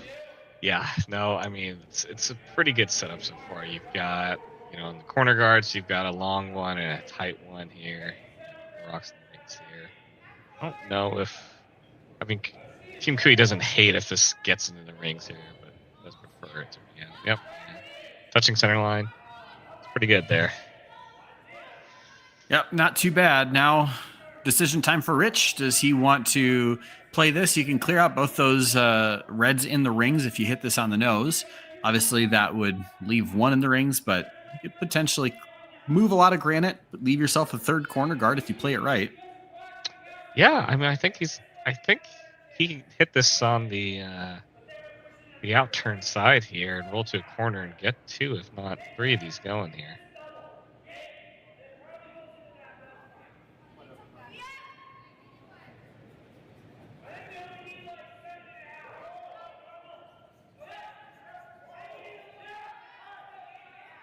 Just some discussion on what kind of weight we're throwing here. And, we'll see if they can get a corner out of this. Yeah, you wonder how difficult this is. Now, obviously, these guys have been around Rich Runen for a while. And I want to say that Aiden Oldenburg played a little bit with him at some point in the last year or 2. But you have to think with the kind of the team rotations that have happened throughout the course of the last month or 2 for Team Casper, that having, to constantly change who's in the house and just the team dynamics so changing so regularly, it has to be really challenging for communication and just getting your team set up for success long term anyways, right? Yeah, you're definitely wondering about that dynamic, but I feel like we've seen a lot of shift in the past few years for team dynamics, right? There's some teams carrying a regular 5th person that they're rotating in and out, because it's a long quad. And we've seen other teams go with 3 players for an extended amount of time. So I think everything's kind of open. We've seen people win with 3. We've seen people carry, teams of 5 and win. So anything kind of goes. Yeah, absolutely. I think the biggest challenge is probably just having regular, consistent communication for the team. But I'm sure that's probably been the case for them throughout the season, is being really clear anytime they've had somebody come in with how they communicate, trying to get them into that situation. Obviously, I think probably the person that it's the hardest on, if I had to guess, would be Aiden Oldenburg. Coming into a new team for the season and then kind of having a number of different people that need to rotate in throughout these spiels at skip. Really nice shot there from Tyler Tardy, making the double peel. We know that's coming up on his, as I mentioned earlier, his 10x10 challenge. So getting himself well prepared for that. That's going to be a short challenge for him. He'll complete that in day 1, no problem. Yeah. Well, with that double peel, got less in play here, but still an opportunity for Team Casper to get a hit and get a little bit of a tricky roll here for you to deal with. Yeah, if they can ever get this rock to move across the face a little bit, hit this on the low side, get a roll under, you're at least forcing Kui to have to deal with that shot rock somehow. Whether that's running that red in, or if maybe Kevin just decides to peel the other yellow corner guard. But on this for line early. And now they're working to try and move this over. So see where they can get this to end up. And don't get much of a roll. That's that same line. I think we saw that 2 ends ago. Yeah, it was 2 ends ago. We saw rocks moving on that for righties, the intern here, where they thought they needed to really go for line, and suddenly about halfway down the sheet, you really saw them switching over and trying to push the rock over as much as they could. So I feel like anything that's starting on the center line just either isn't moving quite as much as they need to, or they feel that they need to sweep it out a little bit more early. Yeah, from watching these, I'm very thankful to have these cameras and being able to watch this feed here, but it almost feels like the break point is later than they expect. Like they expect it to break, and it just never breaks until a little bit later. Even with this last shot here, right? That didn't curl that much, and I'm sure they did want a roll some separation, but it was almost too much there. Yeah, it's so much to the point that when you're Team Casper and you're trying to generate 2, for you that there's not really a whole lot of a difference for you for getting 1 or getting yourself or a blank. Like they kind of have the same outcome. So at this point, it's really going hard to try and see if you can get a conversion with hammer here in the 6th. So when that rock rolls all the way to the edge of the 12-foot, it's not one that you have to worry about. If we're in the second end, maybe we're seeing some kind of a cheeky play off of the rock in the top 12 and seeing where you can get it to roll to. But at this point, when you really need to get 2, you're going to be a little bit more aggressive with your calls, which in this case is leading us to a really wide come around on a line that we really haven't seen yet so far in this game.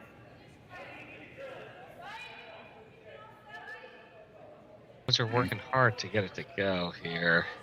Yeah, when you haven't played a rock that far out, it's going to get pretty frosty, and you're going to have to work a lot harder to get that to where you need it to go. Do a good shot getting it to sit shot. But it's a pretty easy run here for Kui if he wants it. Yeah, great effort by the boys on Team Casper to get it, to shot rock. Again, these guys were just playing a little before the draw previously, playing Team Dropkin, going all 8 there. So yeah, definitely probably feeling it a little bit here. Absolutely. I do think as far as U.S. curlers go, when you look at front end and just sweeping effectiveness, you think a lot of like Colin Huffman, for example. That's probably the lead one. Watching mixed doubles, you see Corey Dropkin, even seeing Mark Fenner on those guys go really hard on a rock. But I feel like Ben Richardson does not get the recognition he's due as being a really incredible sweeper for Team Casper. There's a lot of shots that he makes for the team.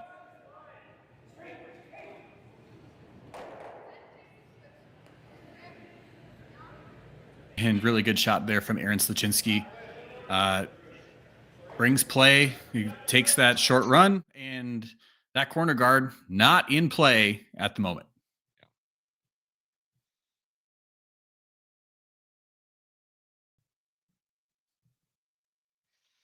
Yeah.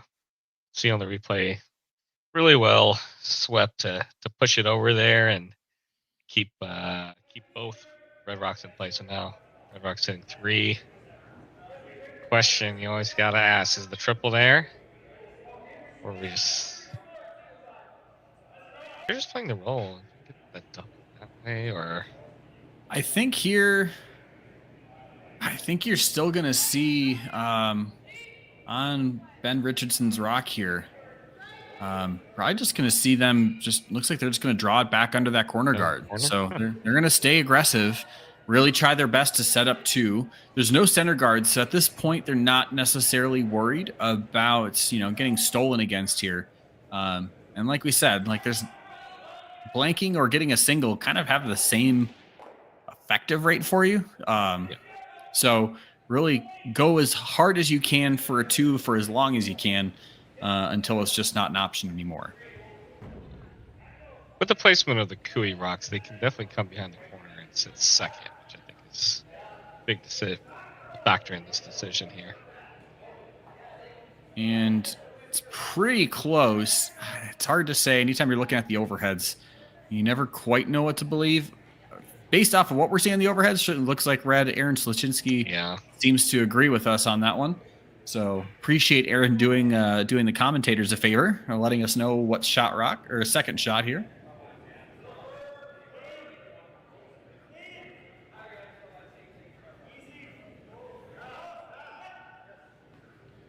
And so now Kui going to basically follow that rock down. If he can follow that rock down and sit shot on top of it, really there's almost no chance or it's a really hard chance to score 2 in any way if Kui can make this draw on his first rock here.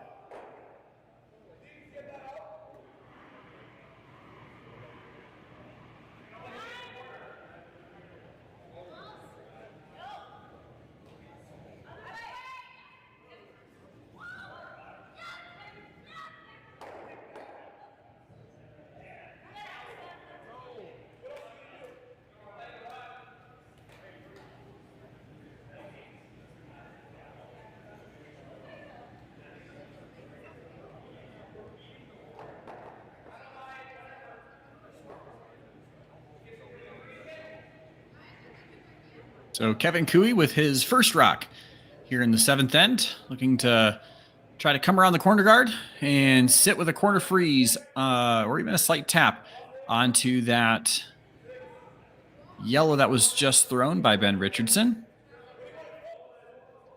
I have some room here. Yeah, this is that close. Weight's great. It's that tricky line we've been talking about where things running down that center line. So it does come right down to the corner of it, and looks like first call there from Luke Violette was, do you think we ever can do the around the world to bump that one up? I would love to see if that was made, we're seeing a highlight reel shot, especially considering how spaced out those rocks are.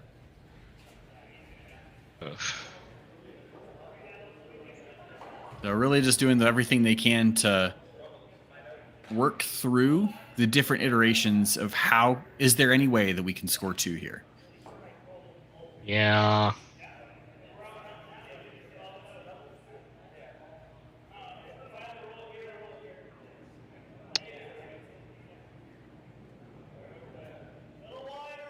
I mean, I just don't know where you go here to go away from it. If you hit and then hit a little bit on the high side here. So the out turn hit, roll a little bit, try to roll under that red yellow and use those staggers. That freeze that we just made is your like a guard basically. Yeah. I mean, I think that's the only thing you have. The only other thing you could possibly do is just try to, I don't know, dead freeze to this one here. But if you're off by any margin, Kevin's just going to pick it out. Right. And even a dead freeze with the amount of weight that Kevin can throw, he hits a corner of it and it's still going to go. So I, for one, would have voted for the around the world shot just because I like to be entertained. But I understand the thought process here. This rock's got to move in. Yeah, they're playing the other turn here. They're playing the out turn on this kind of tricky side. Yep. Close. They probably wanted that to roll that about a stone further. I think if they could go back and do it again. Stone further, and that's a lot tougher of a shot to deal with for Kui. Probably has to try and throw a draw down to freeze to it, but instead, you can just pick this out, and the force is beyond. Yeah, he's quite a bit of tolerance too, because I actually think he can hit the red and still take this other one out, but.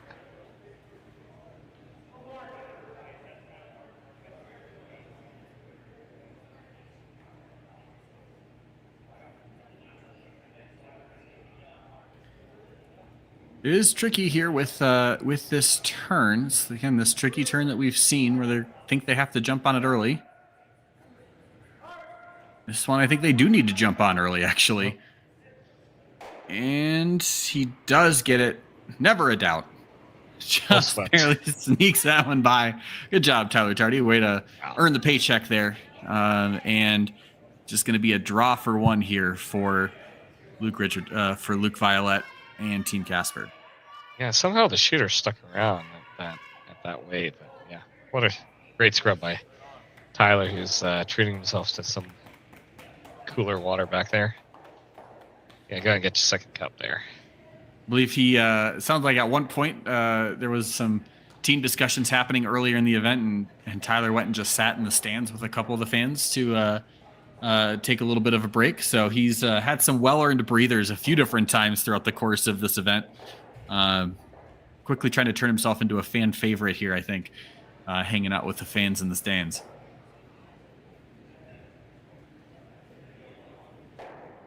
The last rock here from Luke Violet, drawing against 2. He's got to get basically a bite of the 4-foot for the single. Keepers like the weight. Yep.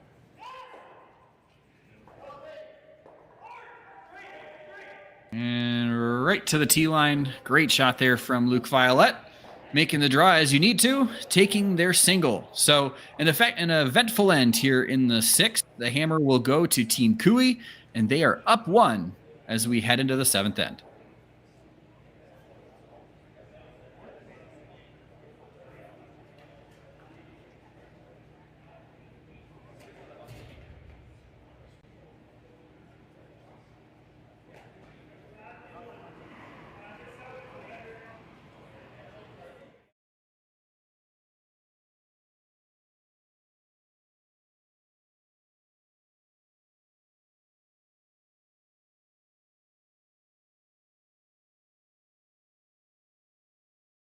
We asked Saskatchewan what they know about 5G.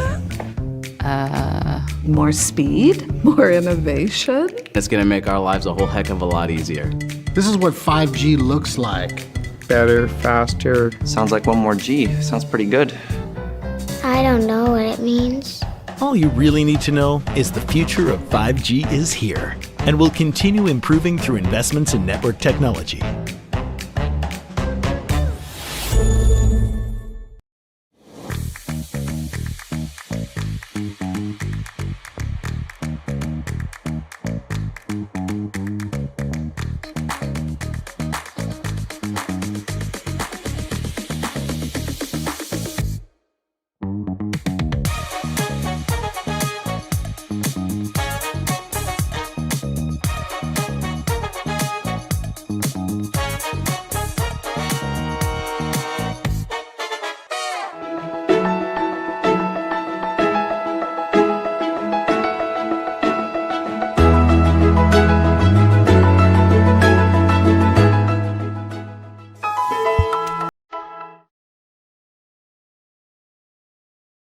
Hey Ben, what's the Aztec Safety online e-learning website again? Yeah, that would be aztecsafety.com. Fire extinguisher and firefighting, we'll send that one to Paul. Ah, now here's a course I should probably take. Conflict resolution. Power line safety. Yeah, I thought it might help me with my line calls. Did you know this Aztec website has over 100 safety courses? Jeez. Aztec Safety online course. Ground disturbance. Could have used that a few seconds ago.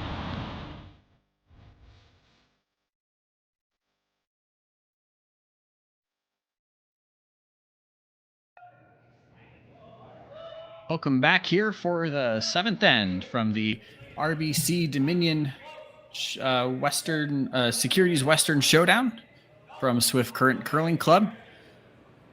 Team Cooey forced Team Casper to 1 in the 6th, so we find ourselves here in the 7th end. Team Cooey up 1 with the hammer in a good commanding position here. So tight game, but a good spot for Team Cooey to be in as we head into the 7th. Yeah, some great team making from both sides. Had been a really tight game in the first half, but a couple shots here and there, and Team Cooey definitely in the driver's seat now with only 2 ends to go.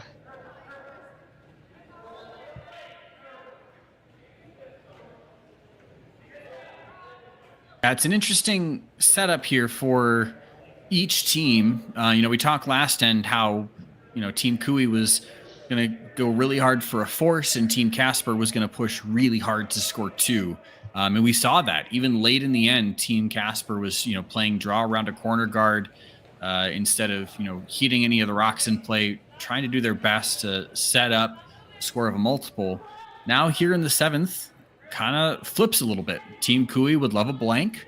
That's a fantastic result for them. And Team Casper would love to get a force. Force from Team Casper means that they've got hammered down 2. Obviously, that's not ideal, but that's at least some way for you to potentially get yourselves back into it in the 8th with hammer. So the two teams with with heavily competing ideals here in this end. It's a well-made shot there. I didn't think you were getting around that center line guard.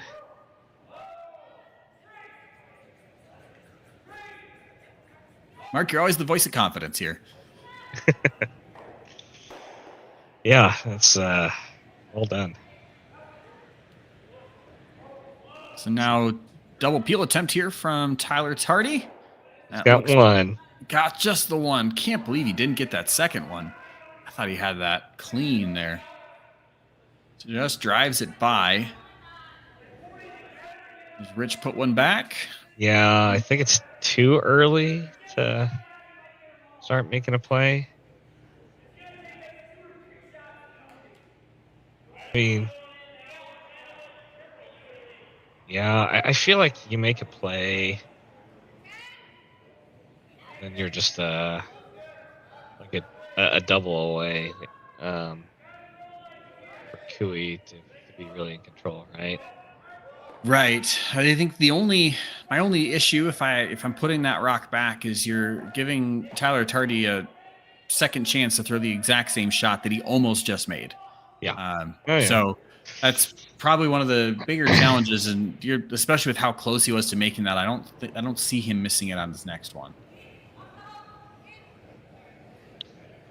A little bit of a long discussion here from the team trying to figure out how they want to play this. It looks like Rich calling for some backline weight, back of house weight here, just to try and tap things around, keep yellows in play, use those reds as catchers for those yellow rocks. Where's it gonna have to go here?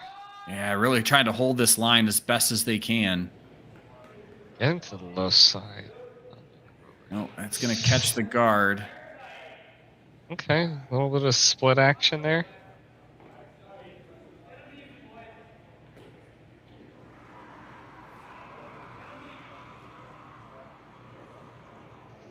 Split action. Does he go for that double? If he does take that double, if Kui makes this double here, then he does take away the angle. Like that red is then sitting a little bit in the issue of the one part of the yellow rock that you want to hit. Yeah.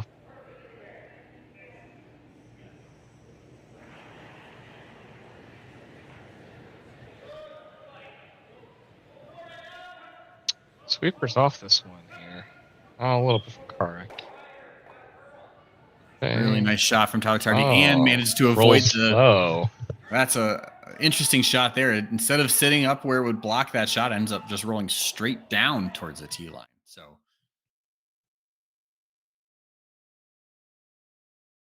anytime you see something flat, you do run the risk of hitting it just a hair on the low side to do that, but not a bad result though for Team Kui. No, it isn't, but now it looks like Team Casper's going to be able to kind of switch gears a little bit here. Instead of unlocking that back one that's kind of on the button, it's just about using the one in the middle, kind of setting up this little wall here.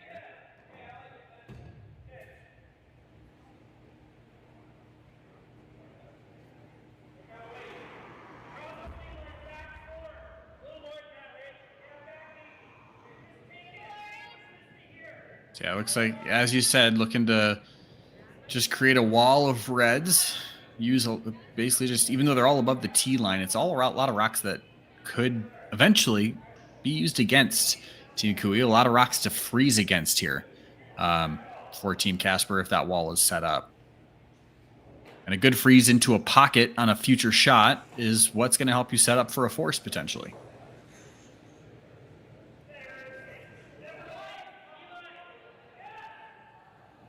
Sweepers jump on this one right away as well.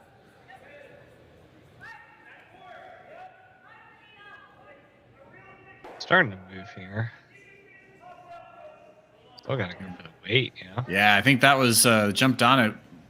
Probably noticed it was a little bit light out of hand. And as a result, just kind of jumps right into that red. Tell you what, constant interesting scenarios in this game. We have not been bored with the different setups that we've had on every end here. Yeah. I mean, just good sweeping just to get it there like a foot higher, and if it's just on it, they're ripping both automatically. They both go easy. I mean, I still think you can rip it.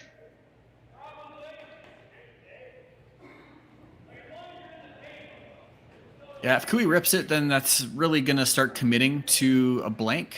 You just got to be careful because you have to hit that just about perfectly to get both of those reds. Otherwise, if you don't hit it quite perfect, you're going to be jamming one of them potentially instead.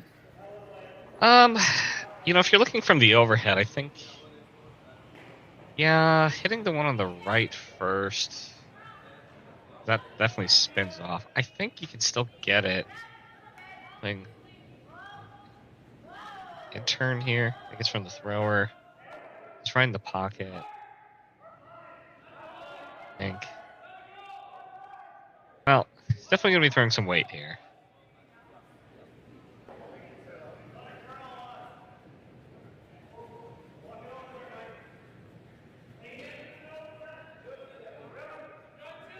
So Aaron Sluchinski bringing this rock down. Tyler Tardy sweeping it in. And interesting. So it does hit pretty much right in the middle of those two rocks and actually brings that yellow to a near perfect corner freeze. So find ourselves into another different type of scenario here. So I think you've got a couple options for Team Casper. Hit the shot rock and roll a little off to the side. Sit maybe 1 and 3, maybe 1 and 4. You could play a double here. If you hit that nose, you'll play the nose double there, sitting 1st and 3rd. Yeah, you're getting a little worried here because there's 4 Kui rocks there. You just got your 1 in there. Although I guess if you're giving up 2 is pretty bad. 3 is terrible. 4 is there's no difference between 3 and 4, I guess, at this point.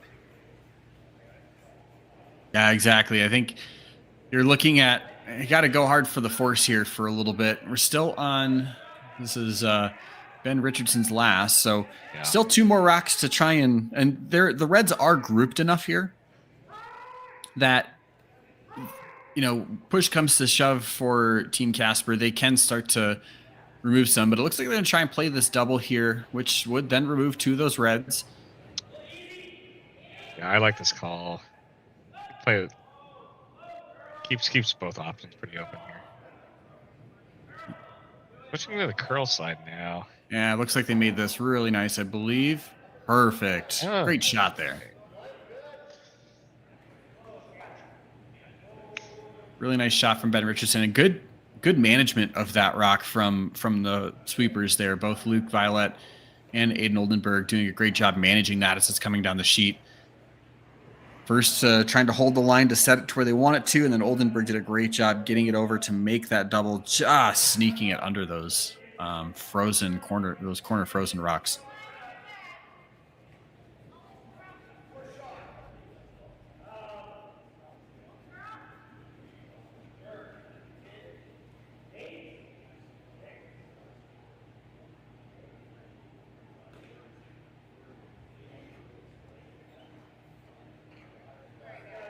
So it's interesting. We've got Team Casper has that frozen rock that Kui's going to try and deal with here on this shot, but yet they've also got that rock that Ben Richardson just threw that they can use. It's in a really great position to use it in some fashion. So a couple different rocks serving different purposes here for Team Casper.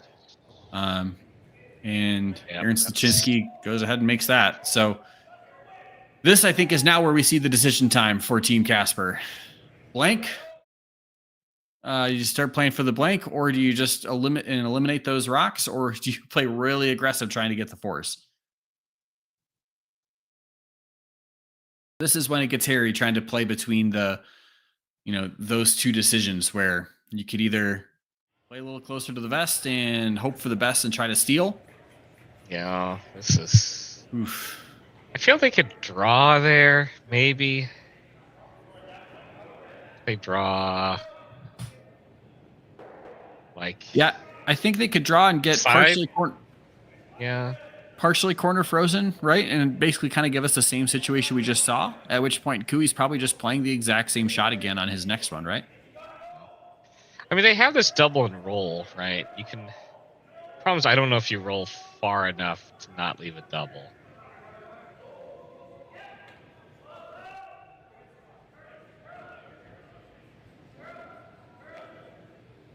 Yeah, it's a very precise roll because you essentially have to leave these perfectly flat and get it all the way. You need to get all the way onto the 12 foot and have it be perfectly even with that rock that's on the 8 foot.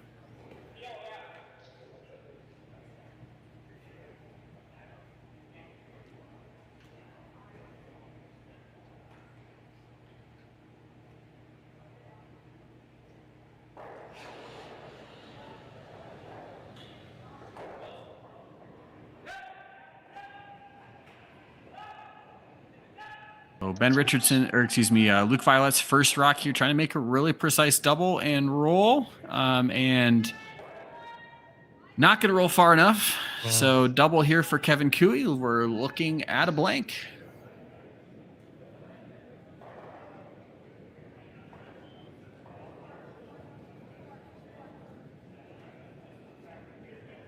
I'm assuming we're looking at a blank here, unless they're just trying to do their due diligence to see if there's any way to maybe set up a 2. It's a little bit of a tricky spot with how they're set up because Kui's rock could almost hit the double here and actually roll back out of the house to a guard. So I think he's got to watch out for those angles in that spin. Because you almost have to play this super thin and hit a really thin sliver of that top rock. Yep.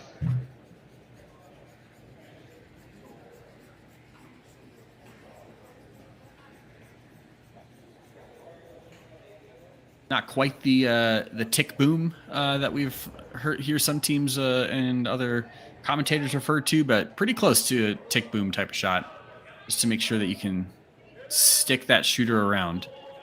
Don't give Team Casper anything to potentially create a force opportunity. See Tyler coming down and taking a quick peek at it. Just making sure he understands the distance between those two, because there is some space for it to hit the backside and kind of squirt down. If he's playing off the one off the center line first. But I can talk about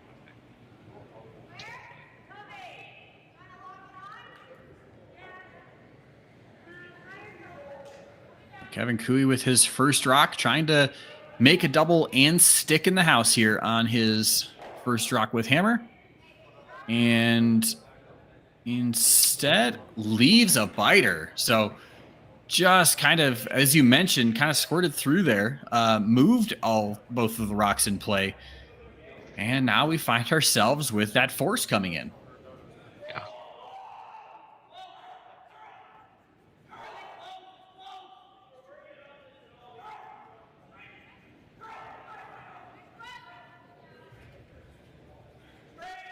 And I don't know that unless it's a really clear spot, I don't think Kui's ever going to try and make a long double for the blank here. So, well, the thing is, if he gives up one, he's tied with coming home. Let's be the that's true. Of, that is true. Giving up one to keep hammer here. Now, some of that's going to just come down to team preference as well. Yeah.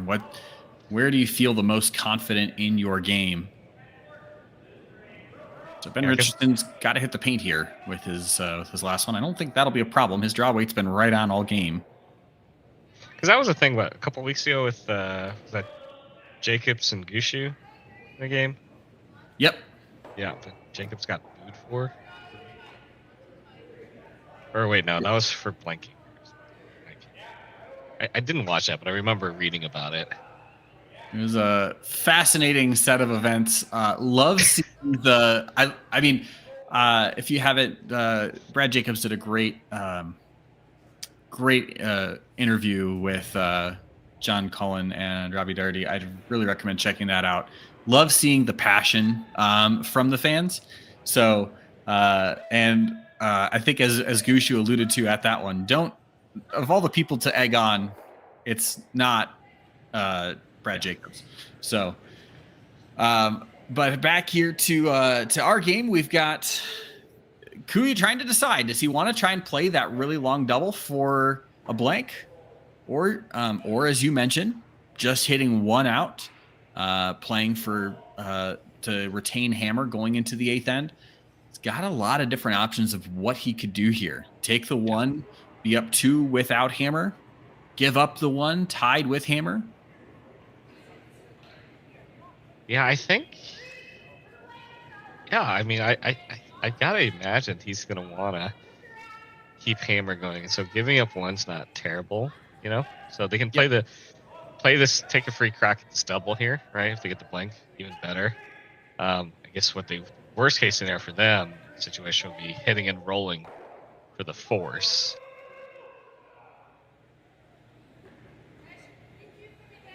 And even that, I don't know that that's the end of the world necessarily. Oh no, yeah, you're going up 2 then at that point, right? So they're definitely in a comfortable spot here, but you know, I think there's some discussion on what's the desired outcomes, and you know, a bit of that sports psychology, right?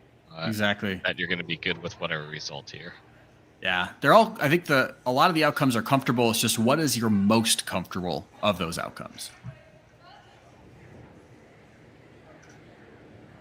Kevin Kui in his last, throwing a lot of weight, so probably going to see what he can do with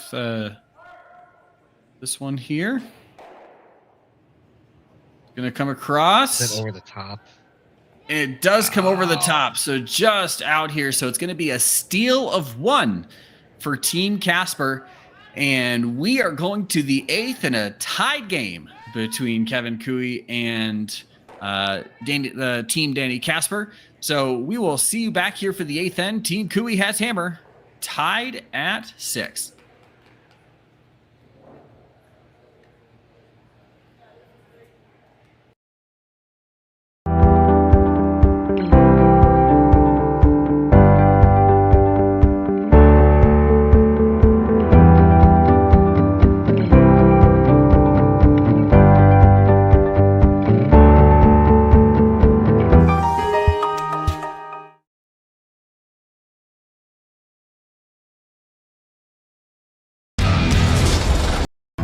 Stronger agronomics, better returns,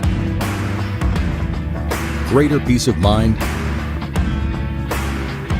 From pre-seed to post-harvest, you can count on the Victory Canola program to keep you. I don't remember a time when curling wasn't a part of my life. When I wasn't putting in the sweat and hard work to be the best that I can be.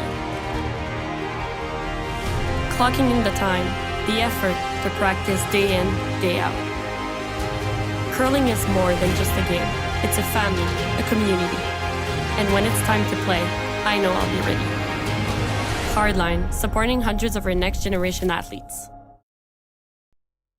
Sasktel Be Kind Online wants to stop cyberbullying. Want in on the action? We award up to $1,000 for youth initiatives that help spread kindness and prevent bullying. What great idea do you have to help stop bullying? Sasktel can help. Go to BeKindOnline.com and apply for a grant today. Together, we can make a difference.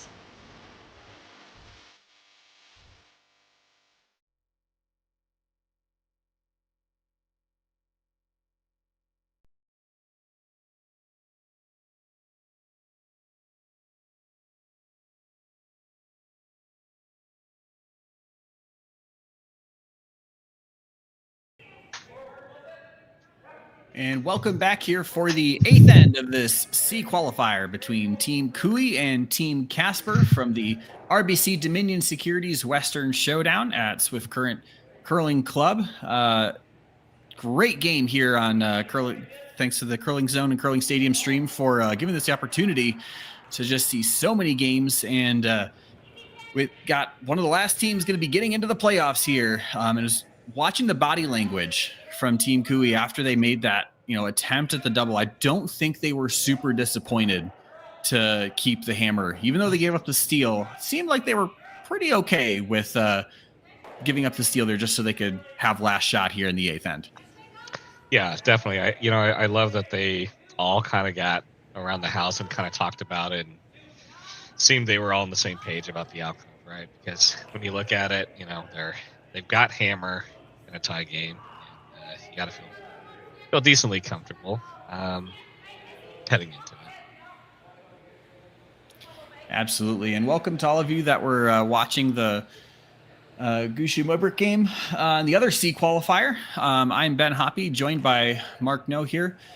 We've had a wild game back and forth. Started out with a ton of offense in the first few ends with teams trading 2s and 3s to start. Definitely tightened up with some forces and steals here over the last couple ends. So definitely set up for a wild finish here at Swift Current in the C qualifiers.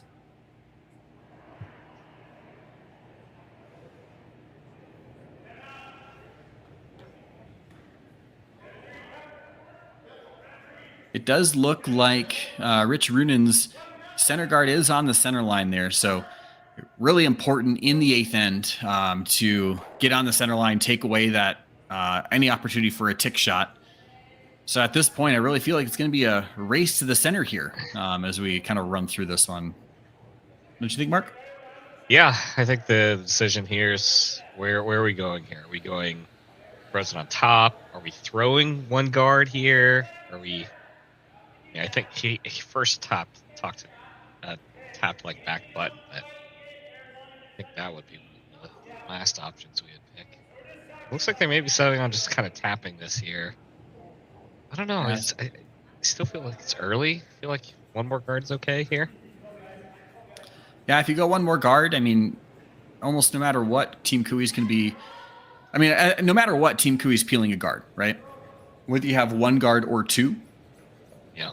So if you can create a tap back and create a little bit of a pocket here, I think it's really a matter of preference because no matter what you do, Cooey's peeling that guard. So if you make this tap back and make it well, they peel the guard, you put the guard back, and you kind of play that cat and mouse game for a little bit here. But looks like Aiden Oldenburg's shot definitely a little wide, but really nice sweep from Luke Violet to get that over. Probably a little heavier than what they wanted, though. Yeah, absolutely. There's very low possibility with Jam that being back on the other side of the house now does create an interesting, question here, right? Do we rip the center guard? Is that the problem rock? Do we need to address this one that's, kind of sitting close to the 4-foot while it's pretty accessible? Like, and it looks like they're gonna. The slash, or the run here, I think is open, and if you play that run, your shooter's going to roll out. So you're just going to take the red, remove a bunch of rocks here, and that is a wonderful shot from Tyler Tardy. Getting all that granite to move is huge for having the last rock. So really well done. So yeah, now Richie's kind of forced to inch back towards the center line here. Doesn't have, I guess he's not necessarily looking to be dead on the center, still kind of half guarding and half getting close to the center, and maybe can eventually get over there. Yeah, I don't know. The tricky part is if you leave it off the center, you're giving a little bit more of an opportunity potentially for Team Cooey to throw a run where they're not going to just stuff it and leave a guard in play, right? That's the one thing Cooey can't do is leave any guards up there. So I feel like they still want this pretty much nose on to force Cooey to choose between either a straight peel or a run back, in which case he's probably just going to choose the peel. So for the time being, I think Team Casper's got to be pretty well set on just putting that guard, trying to get it dead covering the rock in the house. And Team Kui will be content to keep peeling these out Just for a straight couple peel, rocks yeah. here. Yep.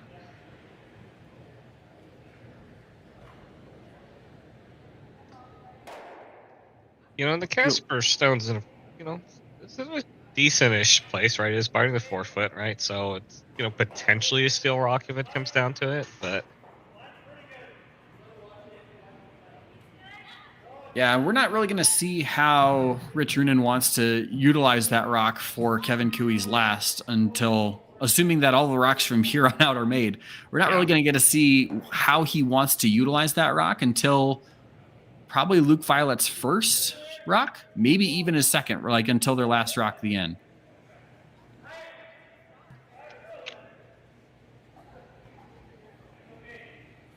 So Ben Richardson's rock here, just trying to see if they can, once again, just fully cover their rock in the house. And sure enough, they do. Moves just a little further over this time. I think a little more enticing for Kui to think about that. It is, yeah. It just curled that last little bit. Now And it's higher, too, than the previous one.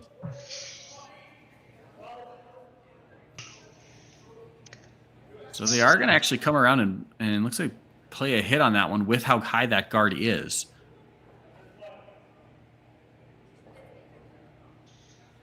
Yeah, we'll have to see what the weight is for this shot. It's a lot of these hits have been pretty weight sensitive.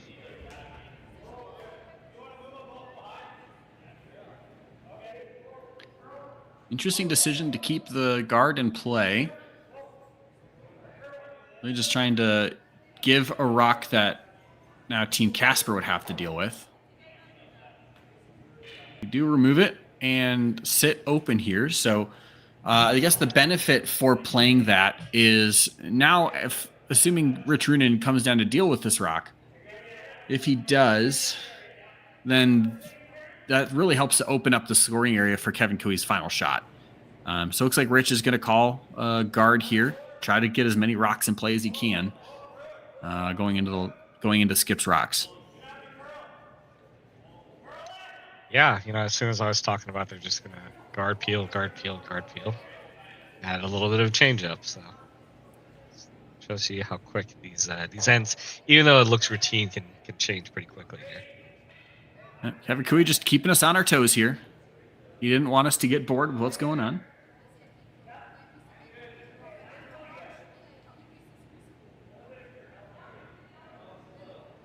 Keeper's on this one a little bit. Now coming off of it. Maybe a little deeper than they wanted, but that's actually, I really like that shot. We're starting to create the stagger here. That's sneaky good, yeah.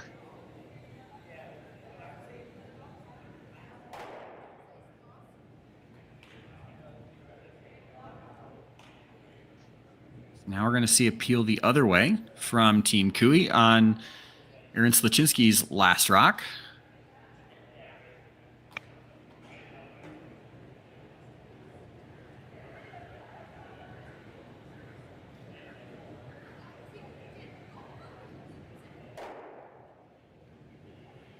Well made. Now a decision time. Do you put the guard up and try to make a shot on your last? Or do you go into action now and get hyper aggressive early? I don't know. I always like the guard first here, right? It just leaves you one bullet left, but that always seems like a scary thing to do, Yep. And if you put the guard up, you always run the risk of Kui being the first one into a spot, right? So yeah, if he goes top 4, then and you've got to chase and make it better somehow. Yeah.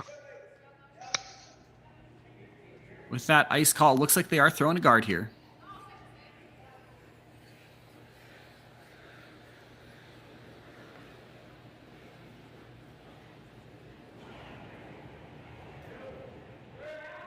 Should know the spot really well. They've thrown a bunch of rocks along this path on this end. This one does need to curl quite a bit to get to the center line here. I don't don't think they need it all the way over to the center, but they want to be covering up that yellow as much as possible, because that yellow is what's creating the stagger. And sure enough, they do. So no matter what, Cooey's going to have the button for the win. That is a given. The tricky part here is how much of the button will he need to hit on his last.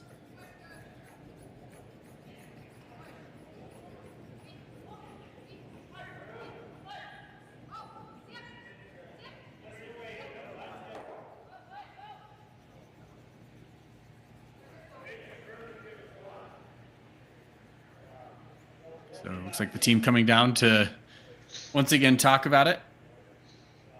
Yeah, where do you put this one here, right? It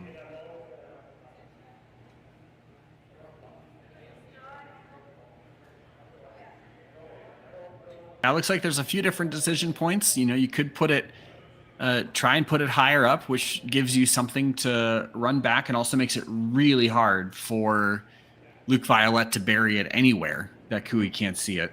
So you'll have a usable rock. They also had tapped the side of the 4-foot. I'm not a huge fan of that. There's an opportunity to make a hit and a flat roll buried.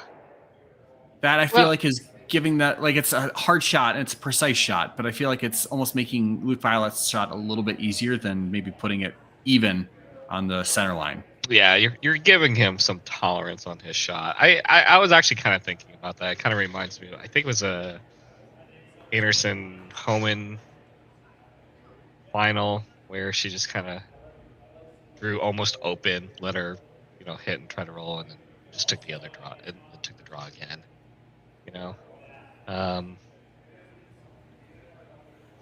Yeah, I don't mind side of the tee or even like back 4. Try to dare him into freezing or just drawing. Yeah, I don't know that I want to play that game of chicken necessarily. Because I think you always have that one on your intern side, right? That you can make that kind of quiet tap. It's not fun, but you got options. I mean, it's the 8th end. I like seeing a little bit of fun here in the 8th. Why not?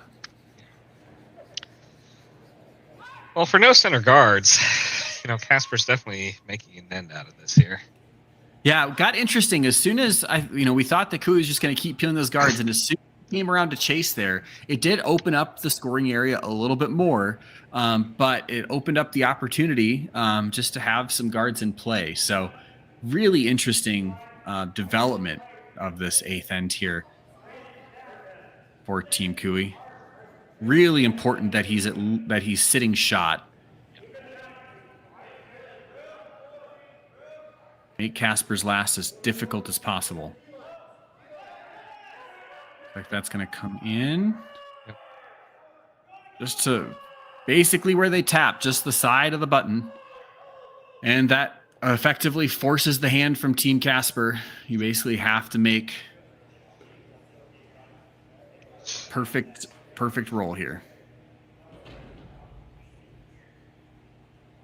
Yeah, these hit and rolls haven't been super easy tonight. I feel like the doubles have been a lot easier, right? Just the curl's been a little tricky, right? It's been a little weight sensitive on these hits. Yep, and we haven't really seen we've seen 1 or 2 peels, I think, this end with this rotation, but nothing this end out this side. And even earlier in the game, they generally were playing the opposite rotation down to this side of the ice. So it is a tricky spot for certain. And I guess the other part of Cooey playing that draw on his is he just played it. So if Luke Violet makes this shot perfect, Cooey knows exactly what he just threw to throw the exact same shot on his last. So Luke Violet's got a hit, sit shot, and ideally bury on this rock. It's got a curl, and it does not. It just sits wide open. So Kevin Cooey has a hit on his last.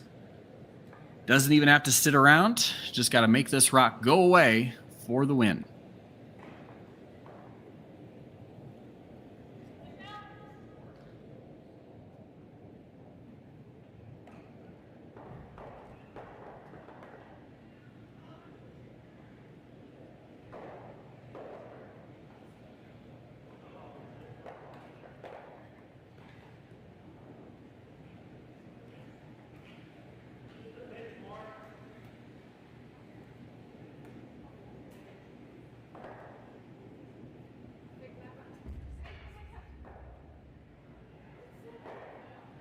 Kevin Cooey's last rock here in the 8th end. Just needs to make this rock go for the win. And makes it go away, and that is going to be a C qualification for Kevin Cooey. They are on to the playoffs.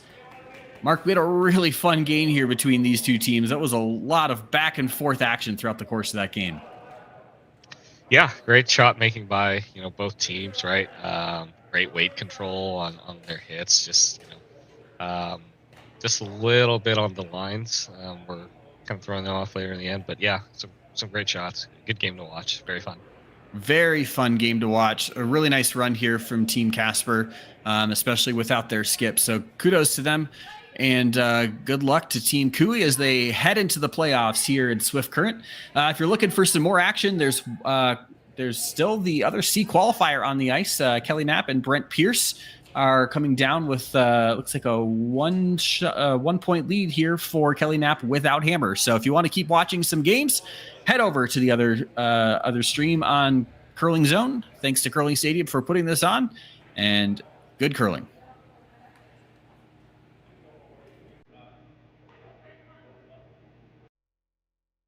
Handcrafted in Canada, Hardline's ice pad has revolutionized curling for over a decade. Engineered with top-tier precision and durability, it is backed by an unmatched 10-year warranty. Designed for curlers at all levels to sweep effortlessly with maximum efficiency, it is trusted by the world's best curlers, including Olympic and world champions. It is quite simply the best brew in the game. Hardline. Join the revolution.